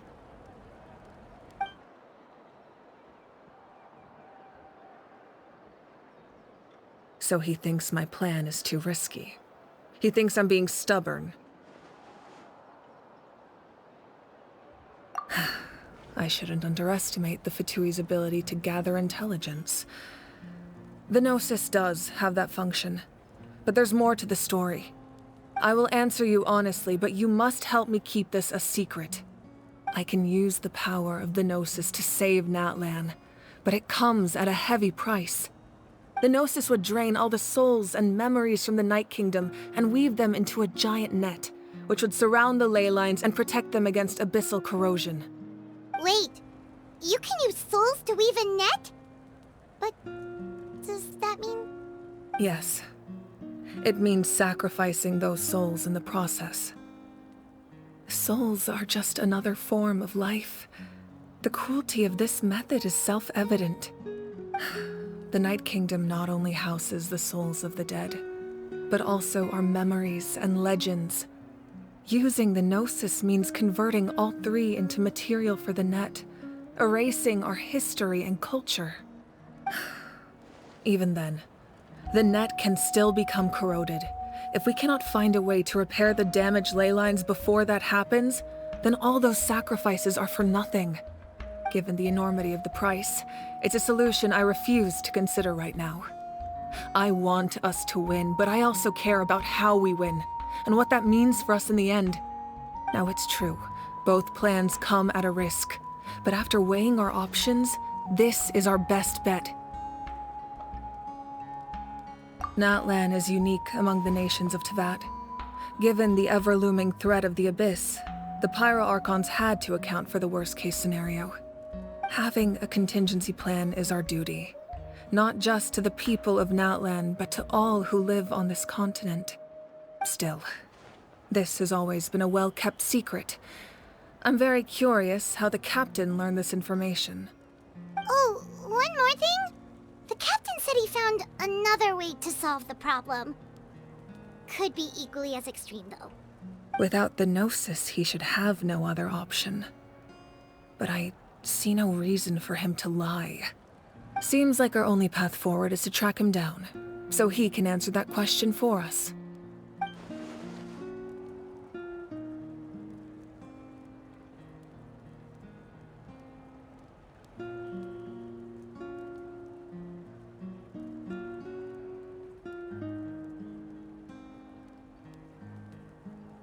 Judging by your expression, you must have doubted me, even if just for a second.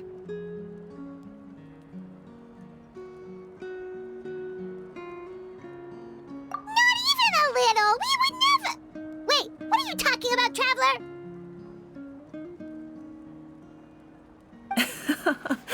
Just as expected. I appreciate your sincerity. Maybe it was out of caution, anxiety, or simple curiosity, but know this. No matter what, our goal remains the same. We both want to save the people of this land. So now that you have your answer, do you still doubt me?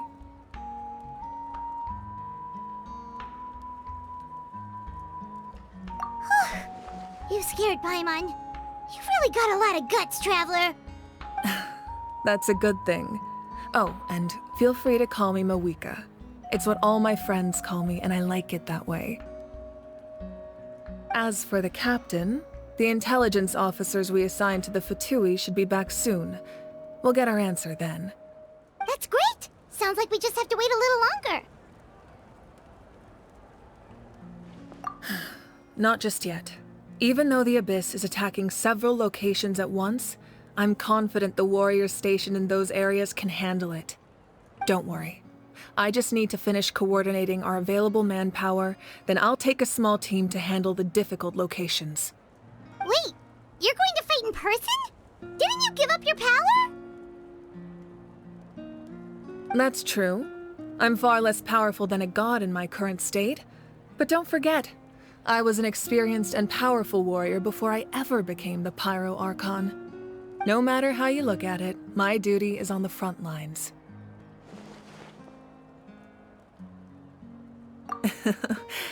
I just think there's strength in numbers. If the people feel emboldened, that's just a bonus. Anyway, even if we respond to these threats in time, it's not a permanent solution in the long run.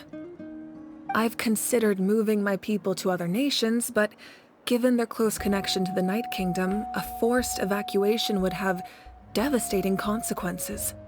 I've told the chiefs of each tribe to strengthen their defenses and advise people against leaving their settlements. Now, I just need to find the right time to disclose the true nature of the crisis to the people of Natlan. Paimon's a little worried about how people will react. Yes, but that won't be the only response.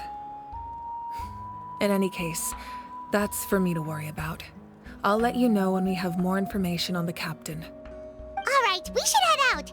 Maybe we can join up with Moani. She can't be too far ahead.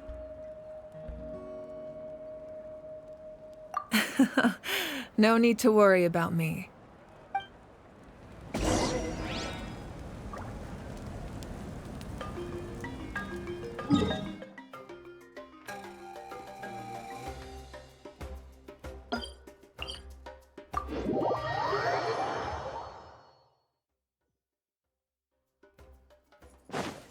Yeah!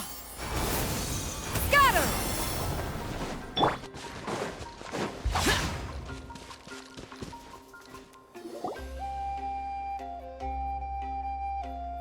Quick, over here! To safety!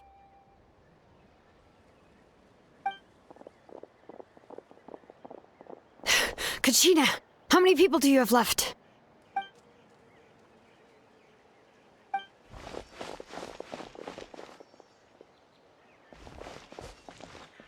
What's the situation? There's a trapped caravan that needs our help.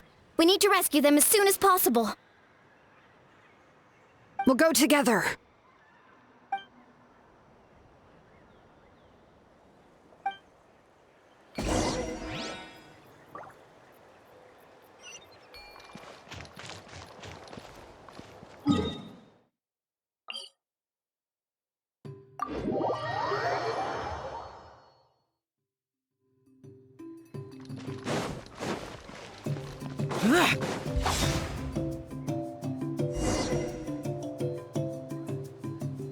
Stay safe. We've got this.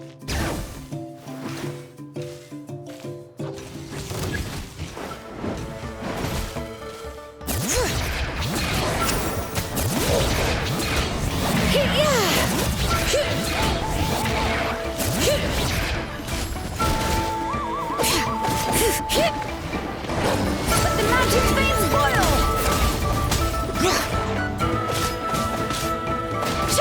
Bring it!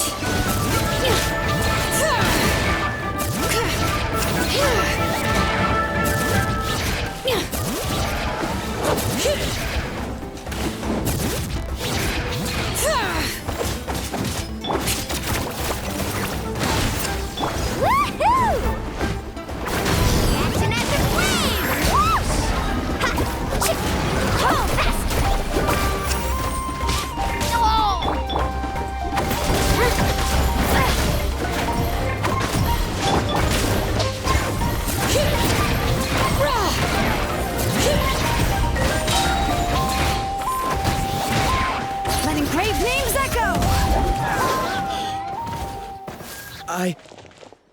I really thought I was done for. I can't thank you enough. Don't worry about it. We're just glad you're okay. Let's see. Your goods look fine too. Guess the Abyss isn't after Mora. That should be the last abyssal pylon near the Children of Echoes.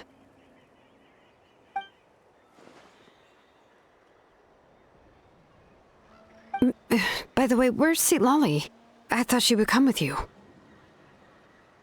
The Masters of the Nightwind also got attacked, so she went back to help her tribe. She said we can deal with the ancient name later. Yeah, that makes sense. The attacks are more urgent. Alright, this isn't a good place to talk. Let's head back to the tribe.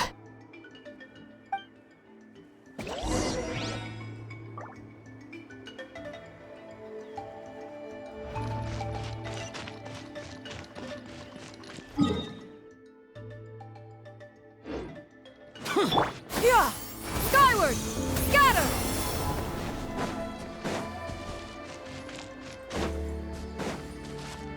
Yeah! Scatter! Looks like a few people were hurt after all. Oh, I should have got here sooner. The Abyss threw a lot at us at once. I rushed out as soon as I heard the alarm, and there were already so many monsters.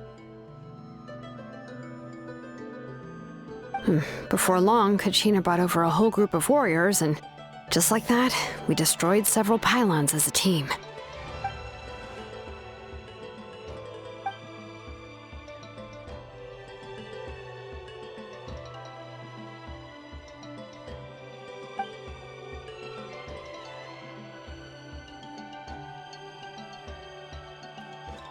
You mean the situation in the Night Kingdom, right? Yeah, I feel the same way. We've managed to keep it a secret all this time, but more and more people are realizing something's wrong. It's impossible not to feel anxious when things are getting worse by the second, and all we can do is wait.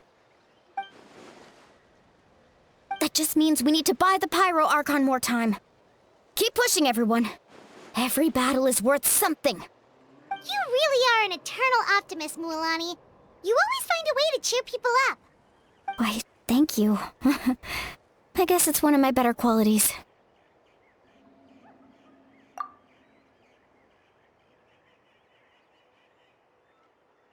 So, specifics aside, the Pyro Archon confirmed the Gnosis can resolve the crisis, but it comes at a huge price. And somehow the captain finds out about it, goes to fight the Pyro Archon, and calls her out for having a solution but refusing to use it. Honestly, if he has the same information as us, I can't really blame him.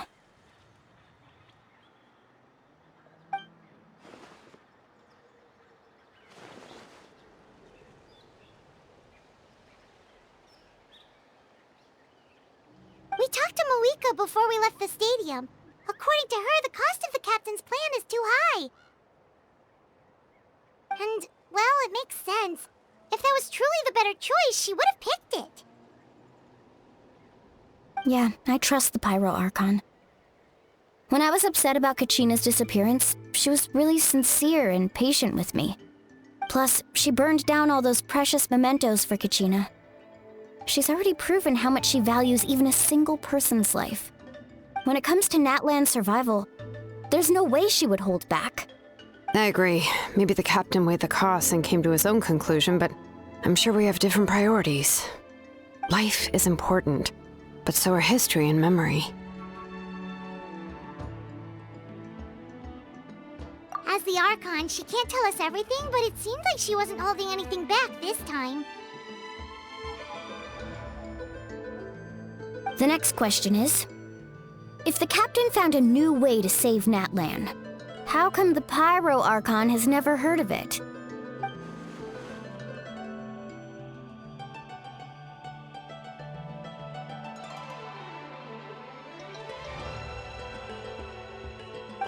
This is all super confusing. We still don't have enough information. Once we figure out what the Fatui are doing, we'll have our answer. Let's head back then. miHoYo said her intelligence officers should return soon. With how many Fatui there are, someone's bound to give something away. Sounds good. I have a few theories of my own. With a bit more information, we just might get to the bottom of the whole thing.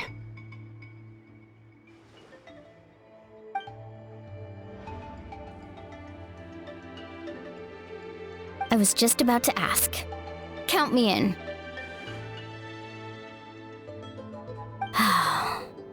If I was just a bit faster, we could have prevented a few people from getting hurt. People who could help us in the next battle. It's all a chain reaction.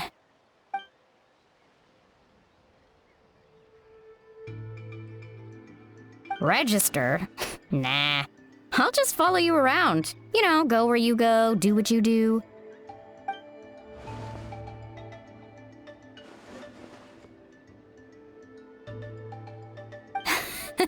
You got it.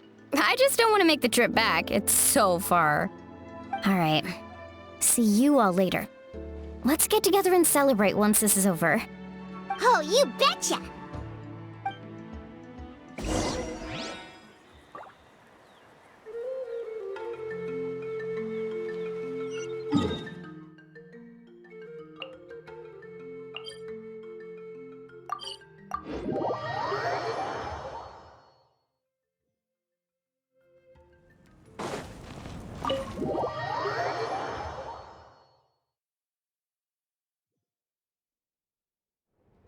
miHoYo! Oh, Chatsuka and Koichi are here!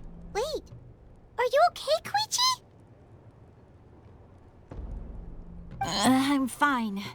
No need to worry. They ran into the Fatui while out on a mission and decided to follow them. The Fatui?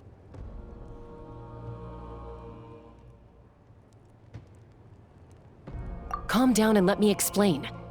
Here's what happened.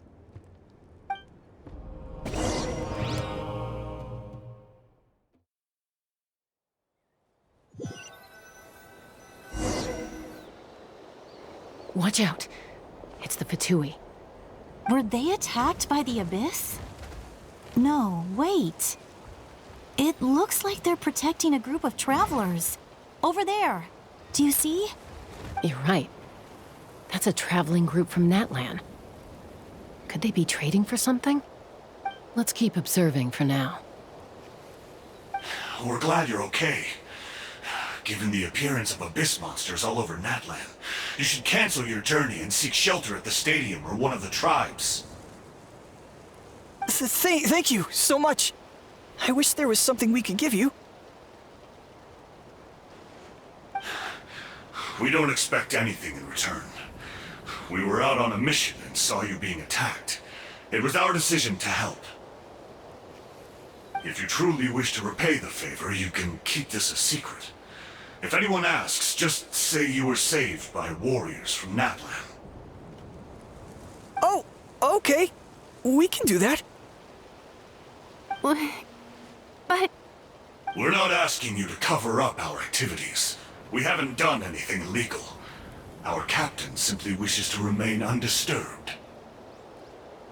Nonetheless, the decision remains yours. If we wanted to keep you quiet, we would have employed a harsher method. Got it. We'll get going now. Did you hear that? They mentioned a captain. Isn't that who the Pyro Archon is looking for? Exactly. We could be onto something big. Still, there was no trade. They were just helping people in need. I didn't sense an ulterior motive. I didn't believe the captain when he said he wanted to save Natlan. But based on what we just saw, it's possible he was telling the truth. Maybe we've been wrong about the Fatui this whole time. It's too early to say. Let's follow them and see what's really going on.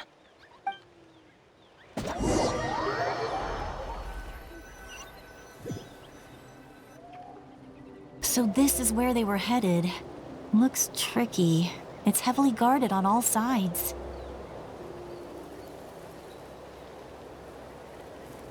Koichi, wait for me here. I'll go in and check it out. Oh, no, you don't. How are you planning to get through all the guards? Look, I can use this terrain to my advantage. With our tribe's special way of getting around, I doubt they'll see me coming. We still can't see anything on the inside. What if you can't find cover? You won't have anyone to watch your back if you go in alone. The more heavily guarded the location, the more valuable the secrets. Even if the captain isn't here, we can still figure out what the Fatui are planning. That intel is worth the risk. Fine. You're not gonna listen to me anyway, so let me come with you. That's even more risky. You've been running around saving people for days. You're already at your limit. I'm confident I can protect myself. I'm not sure you can say the same. At least right now. I can. You really believe that? Fine, don't believe me. But you can't honestly tell me infiltrating a heavily guarded Fatui hideout all on your own sounds more reasonable. You know, growing up, even if I insisted on doing something, it never gave you any trouble. I'm not sure you can say the same. All right. If we start arguing, this will never end. We can't let this opportunity go to waste. Guess that means I win. Don't worry, you're not the only capable young person from our tribe. I can handle this. All right, same plan as usual. We split up, communicate with hand signals, make sure our blind spots are covered, and support each other once we strike. Got your ropes? Yeah, let's go.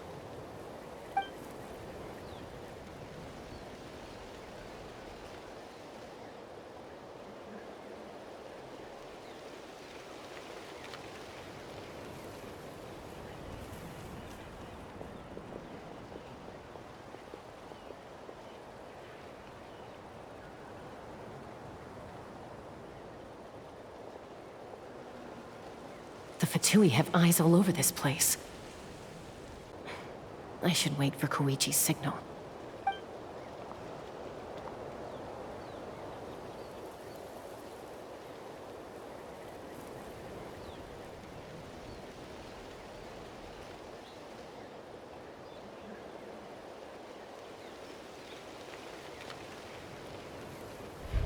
Now.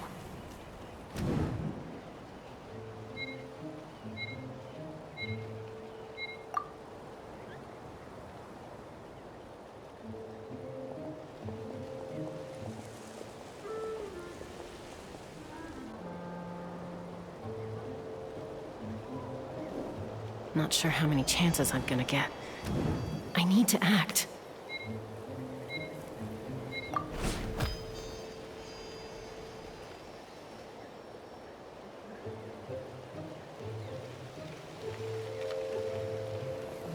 Good. I made it without getting caught. I should get to that platform over there. But it's guarded by the Fatui. Koichi should have line of sight. I'll wait for her signal.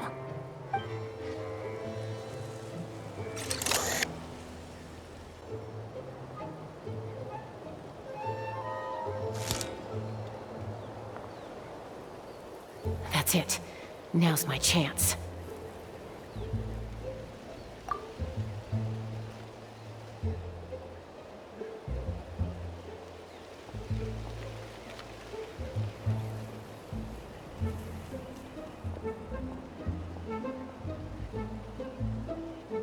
It's no use staying in one place. I should keep moving. Looks like Chaska is helping me by keeping an eye on the Fatui movements. I'll wait for her signal.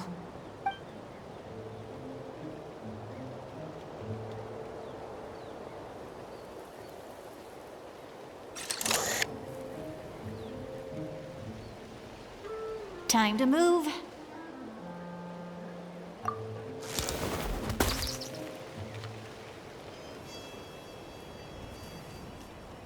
Whew! That was close. Almost got caught. Probably can't make it over in one go. I'll wait for my next chance. Now's my chance.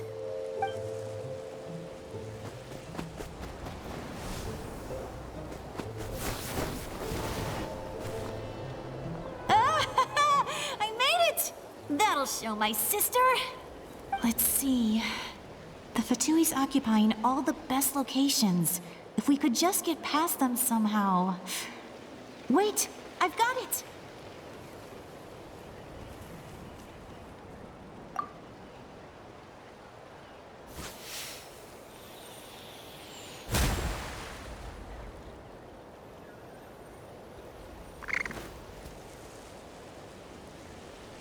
Huh? What's that noise? Did something explode? Oh! It stings! What the heck is that? What do you think you're doing? I could ask you the same thing! Good, they're arguing. Looks like they just needed an excuse. They've probably had enough of this job already. The people on the hill over there left to help their comrades. This is our chance.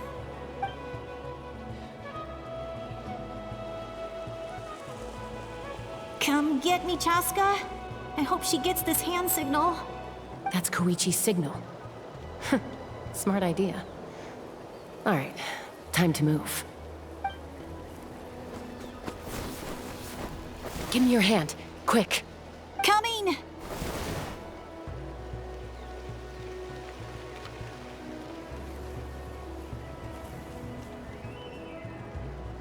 I checked, and this way is completely clear. It should lead us to the deepest part of this place.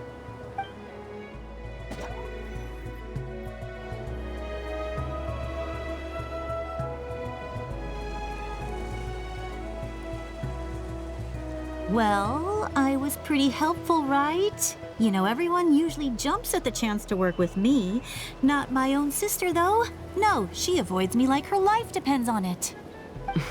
I was wrong, Koichi. You've done well. Wait, you're just gonna admit it? Now I look like the mean one. let's focus on the task at hand. We're in the heart of enemy territory. The more time we waste, the more dangerous this becomes.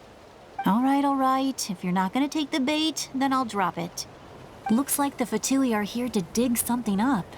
I'm surprised they mobilized this many people. I doubt it's because they're interested in our culture and history. It seems like they're looking for a dragon relic called the Source Mechanism. The device is ancient.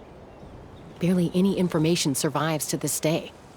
And even people from Natland don't know how to use it. Why would this be the Fatui's target? Not bad. Looks like it's in good shape.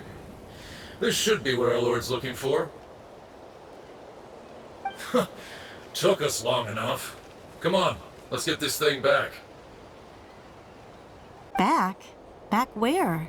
Should we keep following? You really want to keep going?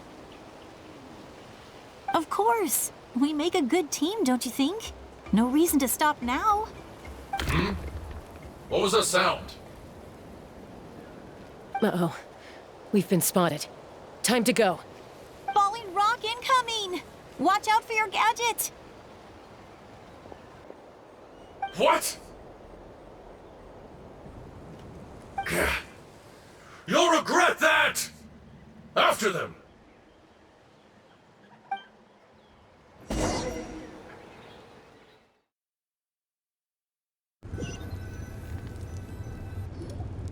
Once we got them off our tail, we went back to observe some more.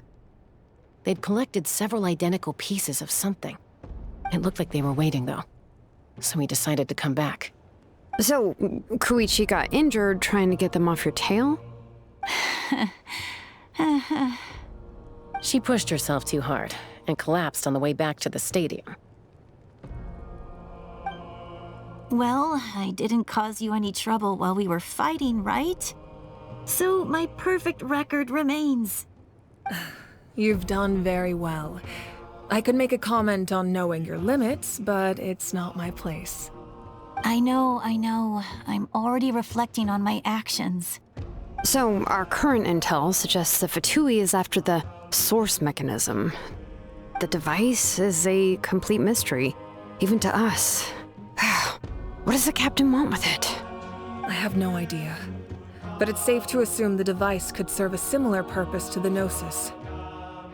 Shilonen, I need you to gather every scholar in Natland familiar with the secret source. I'll get right on it. Thank you both for your hard work. Koichi, it's time for you to get some rest. Oh, and there are gifts from your patients waiting at the speaker's chamber. I've prepared a small gift of my own as a token of gratitude. I'll send it to your home along with the others. My patience. That's so nice of them. Guess that means I'm doing something right. You don't need to give us anything, Archon. We were just doing our duty for Natland. I should take Koichi home now. Well, if Koichi doesn't want her favorite Saurus crackers, then... I accept. Thank you, Archon. What am I gonna do with you? There's some for the rest of you as well. They're one of my favorites too, so don't be shy. I'll start investigating the source mechanism right away. If I learn anything, you'll be the first to know. Yummy snacks!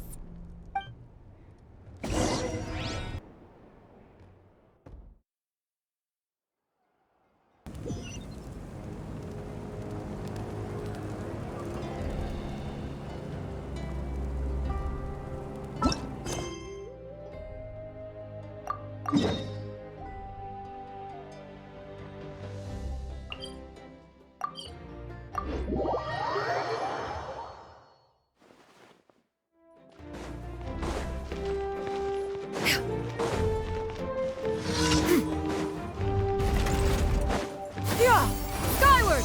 Scatter! What's next for you two? I'm taking Koichi home. With our parents there to keep an eye on her, I can make sure she actually rests. Hey, it's not like I'm some kind of prisoner. I'll be fine in a day or two. There's no need to go all the way home. That's what you always say. everything's no big deal until you collapse. What if the Abyss attacks again? You're saying if I let you rest in a hotel, you're not gonna rush out the minute you hear the alarm? I won't. Triple promise I won't. Mm-hmm. Fine. On the off chance something like that were to happen, I might. But I'm a doctor. I have a duty to help people in need, no matter how hard or tiring the work gets.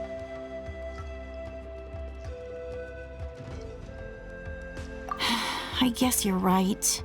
But I don't have to like it. This reminds Paimon of when we first met.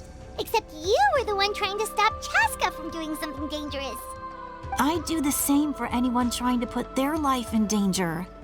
As a doctor, I don't want people to get hurt because of a rash decision. Then try to see things from my perspective. You clearly want to protect your patients. So can't you understand why your own sister would feel the same way about you? The two of you are the same, you know? I disagree. I understand the risks and costs of my decisions. Who wants to be like her? Overconfident, always making excuses when things go wrong. That's just not true. You think I don't have proof? Okay, don't get into another fight. Just pretend Paimon never said anything. Don't worry, Paimon. You didn't do anything wrong. Arguing is just how we communicate. Neither of us really takes it to heart. Plus, I guess we are similar in some ways. Maybe I rush into things without thinking, but I learned that from her. We're family. I can't help it if my older sister is a bad influence. Okay, you don't have to put it that way. So, you're all good now?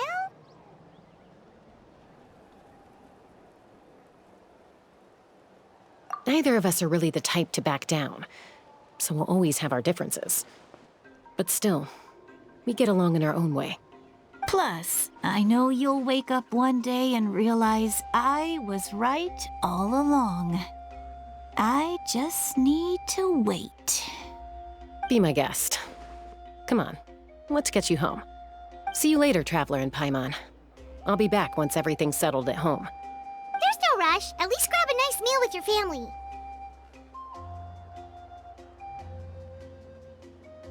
Bye, you two. Take care of yourselves out there. Those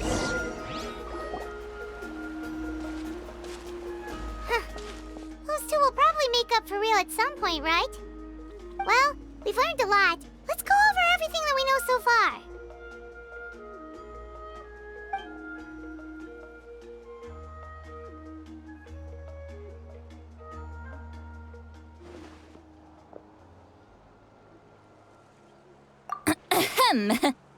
Sorry for popping up out of nowhere. Again.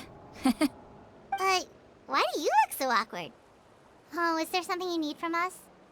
Okay, I won't beat around the bush. Oh, and I'm sorry for interrupting your rest. I'll treat you to some charcoal grilled steak to make up for it. Awesome! Just give us your orders! Hey, friends don't order each other around. I'm just here to share some news. Remember what we talked about before parting ways?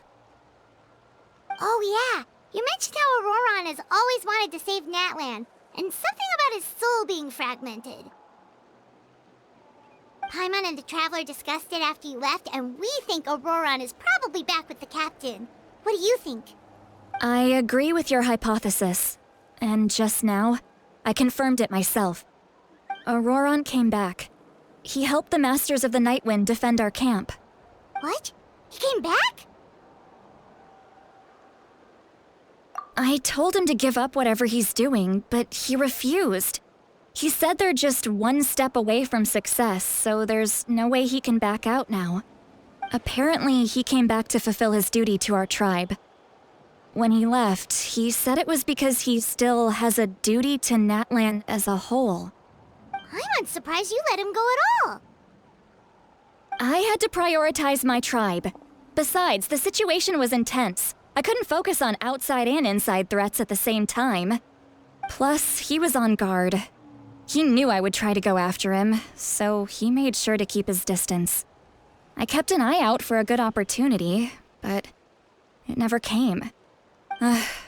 All these years of calling me Granny, and I couldn't do a single thing for him in the end. Don't say that! Your tribe all raised him together, right? That couldn't have been easy. You're right. Seeing him come back reminded me of when he was little. Running around the tribe, dropping by random houses right and left. He's not only a child of the Masters of the Nightwind, but a child of Natlan. It's only natural for a child to want to do something for their family. Besides, Auroron is my apprentice. He might have a few tricks up his sleeve, but I guarantee I know every single one. Wait, what are you saying? Look. Remember how I said Auroron's soul is fragmented? This is the talisman I created to keep it stable. And this gem is what makes the talisman work. It just so happens that Auroron is due for a gem replacement. Since I can't get close to him, I put the new gem in a supply bag and asked Aoife to bring it to him. You guys know Aoife, right? No? Well, he's a pretty famous vet around these parts. He's always bringing me all sorts of things, and he happens to be very good friends with Auroron. Aoife doesn't know what's going on, so he agreed, no questions asked. Auroron would find the gem as soon as he opened the bag. He knows how important it is, so I knew he would make the switch. He probably suspected that I tampered with it. But here's the catch. The trick is on the bag. The moment he touched it, a portion of his memories were copied onto the old gem, which he no longer needed. That's amazing. You can do something like that? Most people can't, but I can. That trick he used to bring you to the Night Kingdom isn't anything special, by the way. My technique is much more subtle. He won't notice anything. So in other words, we have a whole backup of Auroron's memories in this gem. The kid thinks he can take me on? Like I wasn't the one who taught him everything he knows? That's amazing, Sweet Lolly. Let's take a look right away. Once we get to the bottom of this, we can finally track him down. I know he thinks of me as his grandma, but do you think he'll get mad at me for this? You can be honest. That's a tough question. Paimon doesn't have a grandma, so she's not the best person to ask. To be honest, I've always doubted my ability to look after him. I didn't stop the ceremony all those years ago, and now I'm useless again. But if I stop here, it will haunt me until I'm 500 years old. Every night I'll wake up in a fit of anger. Yeah, you're right. First anger, then tears. Oh, wait! Who are you calling a crybaby? You're just making it worse, Traveler. I need to look at his memory. Even if he resents me, refuses to see me, or runs away for good, I don't care, and I won't blame him. A family does whatever it takes to protect their own. You sure you'll be okay? We can come with you if you want. Did you just say you'll come with me? Is that okay? We have a pretty good reason to see it too, don't we? Because, right, we need leads on the Fatui. You really mean it? Fine, you can come. Just promise me you'll see this through. No backing out. Got it? Don't worry, we're professional adventurers. Then I place my trust in your professionalism. All right, time to sneak into someone else's memory and engage in some, unwanted spying. You heard it here first. I wouldn't be doing this if I had any other choice. Are you ready?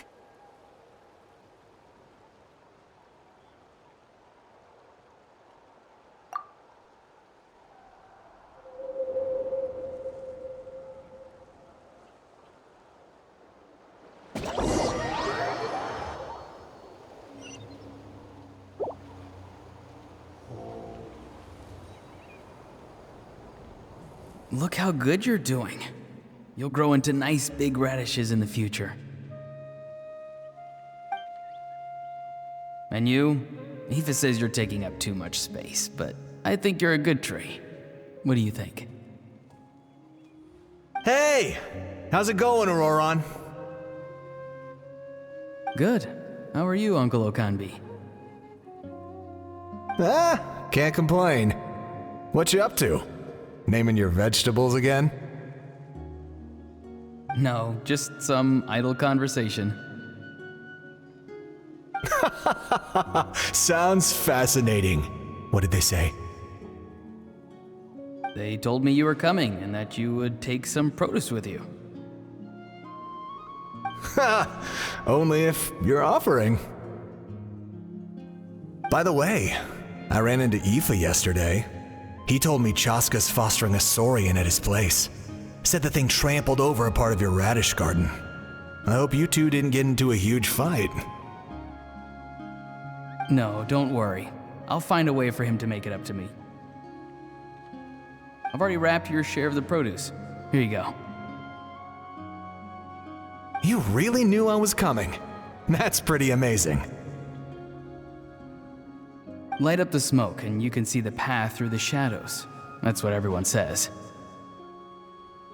Hey, have you seen that strange group of people that just appeared out of nowhere? Appeared out of nowhere? I don't think so. It's the Fatui. Their leader seems like a big deal. He didn't bring many men with him, but they're all elite warriors. It seems like they're looking for someone, but I wouldn't go around asking too many questions. If you run into them, be careful.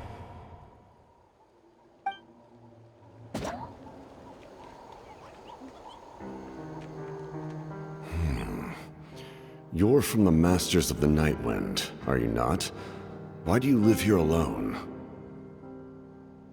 I enjoy living by myself out in the wild. I guess you're from the Fatui, the one everyone's calling a big deal. Not an inaccurate description. I'm looking for someone who may be known to you. Citlali is her name. Granny? What does an Outlander want with her? I've heard the name. You have business with her?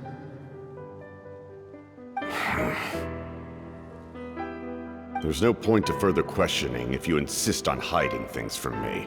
I shall seek answers elsewhere. Oh, he could tell I was lying and now he's leaving? He gave up just like that? Hey! At least tell me why you're looking for Citlali. It's none of your concern. I have my own means of tracking her down. Why are the Fatui looking for her? What does she have to do with them? I can't just let them go like this. I have to figure out what they're planning.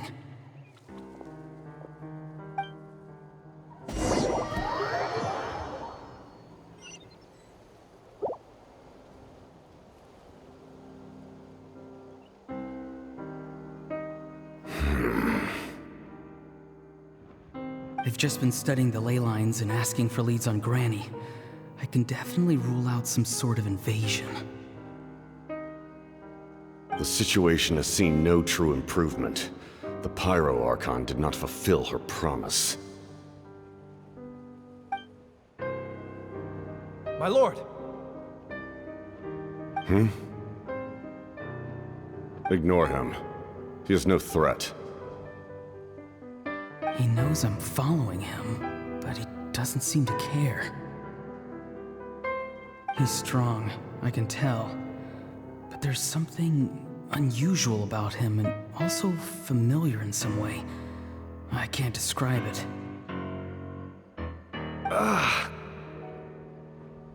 What is it? My lord, I feel dizzy. A ley line disturbance. Certain presences have been forced to wander outside their rightful realm.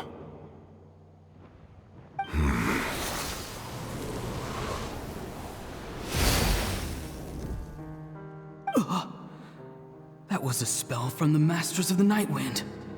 How did he know that? Is he sending those escaped souls back into the ley lines? How did he do that so easily? Soulfaring is supposed to be extremely difficult. This could be related to why he's searching for Granny. I feel much better. Thank you, my lord. Think nothing of it. Stay vigilant and continue to gather information. The Abyss could attack at any moment. If you notice any irregularities, assume drill formation and be prepared to fight. However, there's no reason to over-engage. Information is our first priority. Yes, sir. Why are the Fatui fighting against the Abyss? Do they really mean us no harm?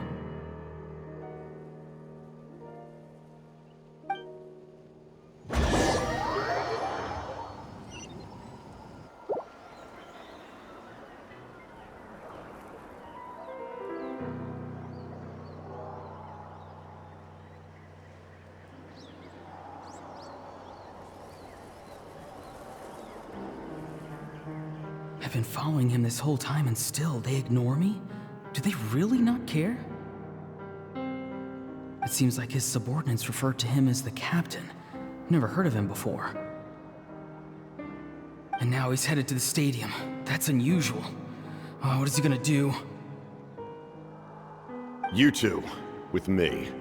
Everyone else, wait here as instructed. Send word to the other teams to retreat immediately if this fails. Yes, sir. He's going inside? But the Pyro Archon is in there. What does he want with her? Forgive me, my lord. Allow me to check one more time. Do you truly wish to do this? The time for idle observation is over. It now falls on me to act. This nation is out of time. Yes, sir.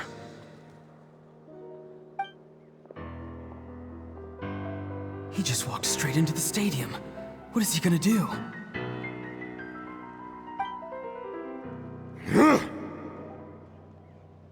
They're both incredibly strong. How long will they have to fight until someone comes out on top?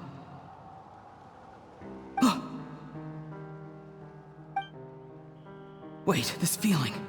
Just like the other day near the ley lines, it's faint, like a soul's trying to escape. Where is it coming from? Is that why he's looking for Granny? If he dies here, then all clues will be lost. I can't let that happen.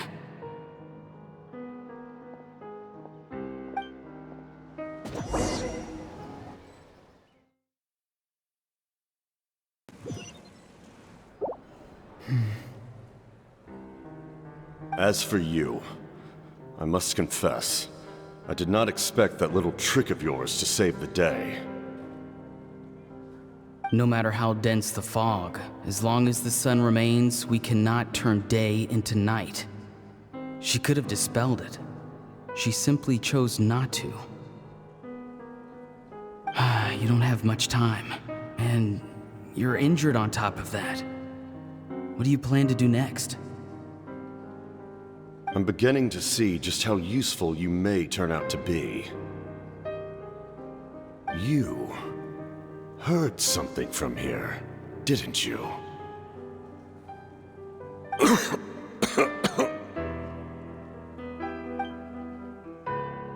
No need to force yourself.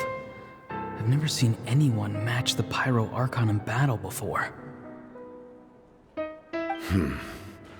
I didn't expect you to intervene at such a critical moment. You know I've been following you. Why didn't you stop me? When walking in the forest, it is only natural to encounter wild beasts. However, not every beast has the courage to come out and bite. And yet, one of those very beasts saved your life.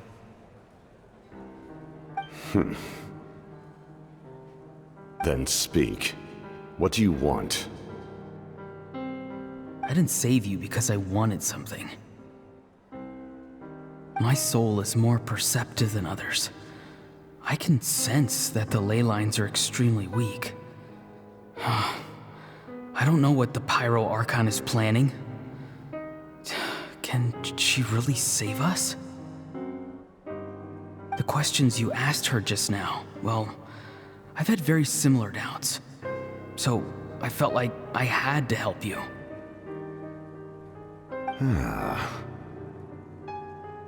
So, you can tell the truth. That was quite a reckless decision to make. I'm not sure you realize that. There's no turning back for me now. What I did back there is going to get me in a lot of trouble. You attacked the Pyro Archon in broad daylight, and I used my spell to save you. A single glance was likely all it took for her to recognize my tribe. So, we're in the same boat. You seem to care little for my thoughts on the matter. It's too late for that. Start from the beginning. Why are you looking for Citlali? Do you know her? Explain your relation to her first. I know you two are acquainted. It was obvious the moment I mentioned her name. Citlali is my elder and my teacher. She taught me everything I know. It's my duty to protect her. If you truly wish to protect her, you should have let me perish at the Pyro Archon's hand. Yet, you chose otherwise. Do I really need to tell you what that means?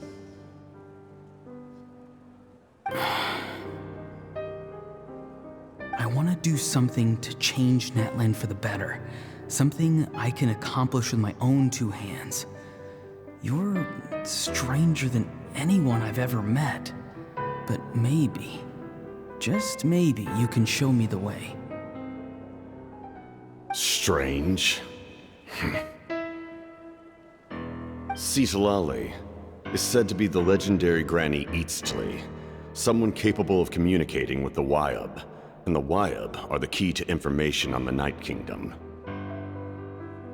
Why do you need knowledge on the Night Kingdom? That is not something you need to know. Don't forget, I saved your life. Do you not believe the Fatui capable of betraying a debt?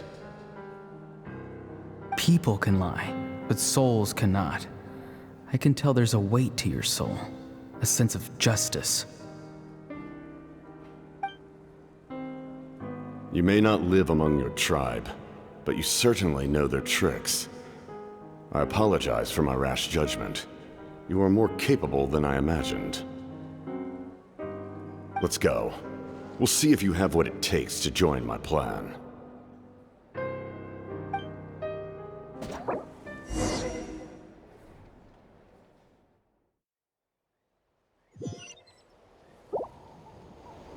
I see. Interesting approach.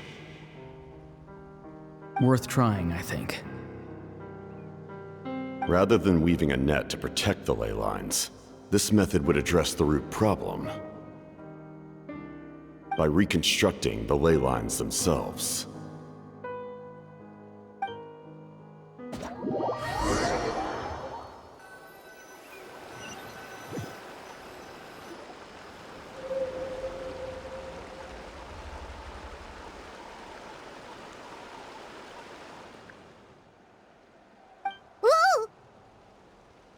Traveler, Paimon. Are you two all right? Paimon's fine, just, a little dizzy.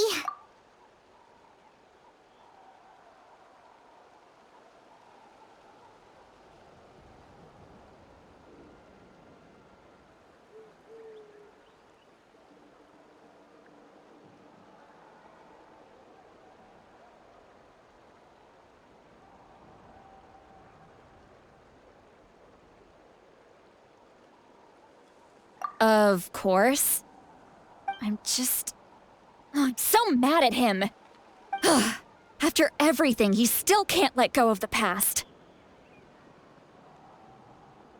For some reason, he thinks he owes something to the people who cared for him. Stubborn, self-righteous fool. Where's that gonna get him? Now that he's all grown up, he thinks no one can tell him what to do? He thinks he can just run away whenever he wants. I'll show him. If he tries to run one more time, he's got another thing coming. Maybe stubbornness runs in the family. Like grandmother, like grandson, as they say. Is that supposed to be a compliment? Huh, that kid's got nothing on me. Anyway, back to what we just saw. I don't even know what to make of it. Yeah, the captain seriously wants to reconstruct the ley lines? What does that even mean? Something like the loom of fate, maybe? But how does that help with the abyss? The loom of fate? Oh, it's kind of hard to explain. Basically, it's a device from Conrio that has unbelievable power. Anyway, if he really wants to manipulate the ley lines, everyone in Natlan will be affected. Oh, this is big. Which means the captain has been honest from the very beginning. Auroron's memory proves that. Why is he so obsessed with saving Natlan? Oh, we've got to tell miHoYo about this right away. Yes, she needs to know about this. Now.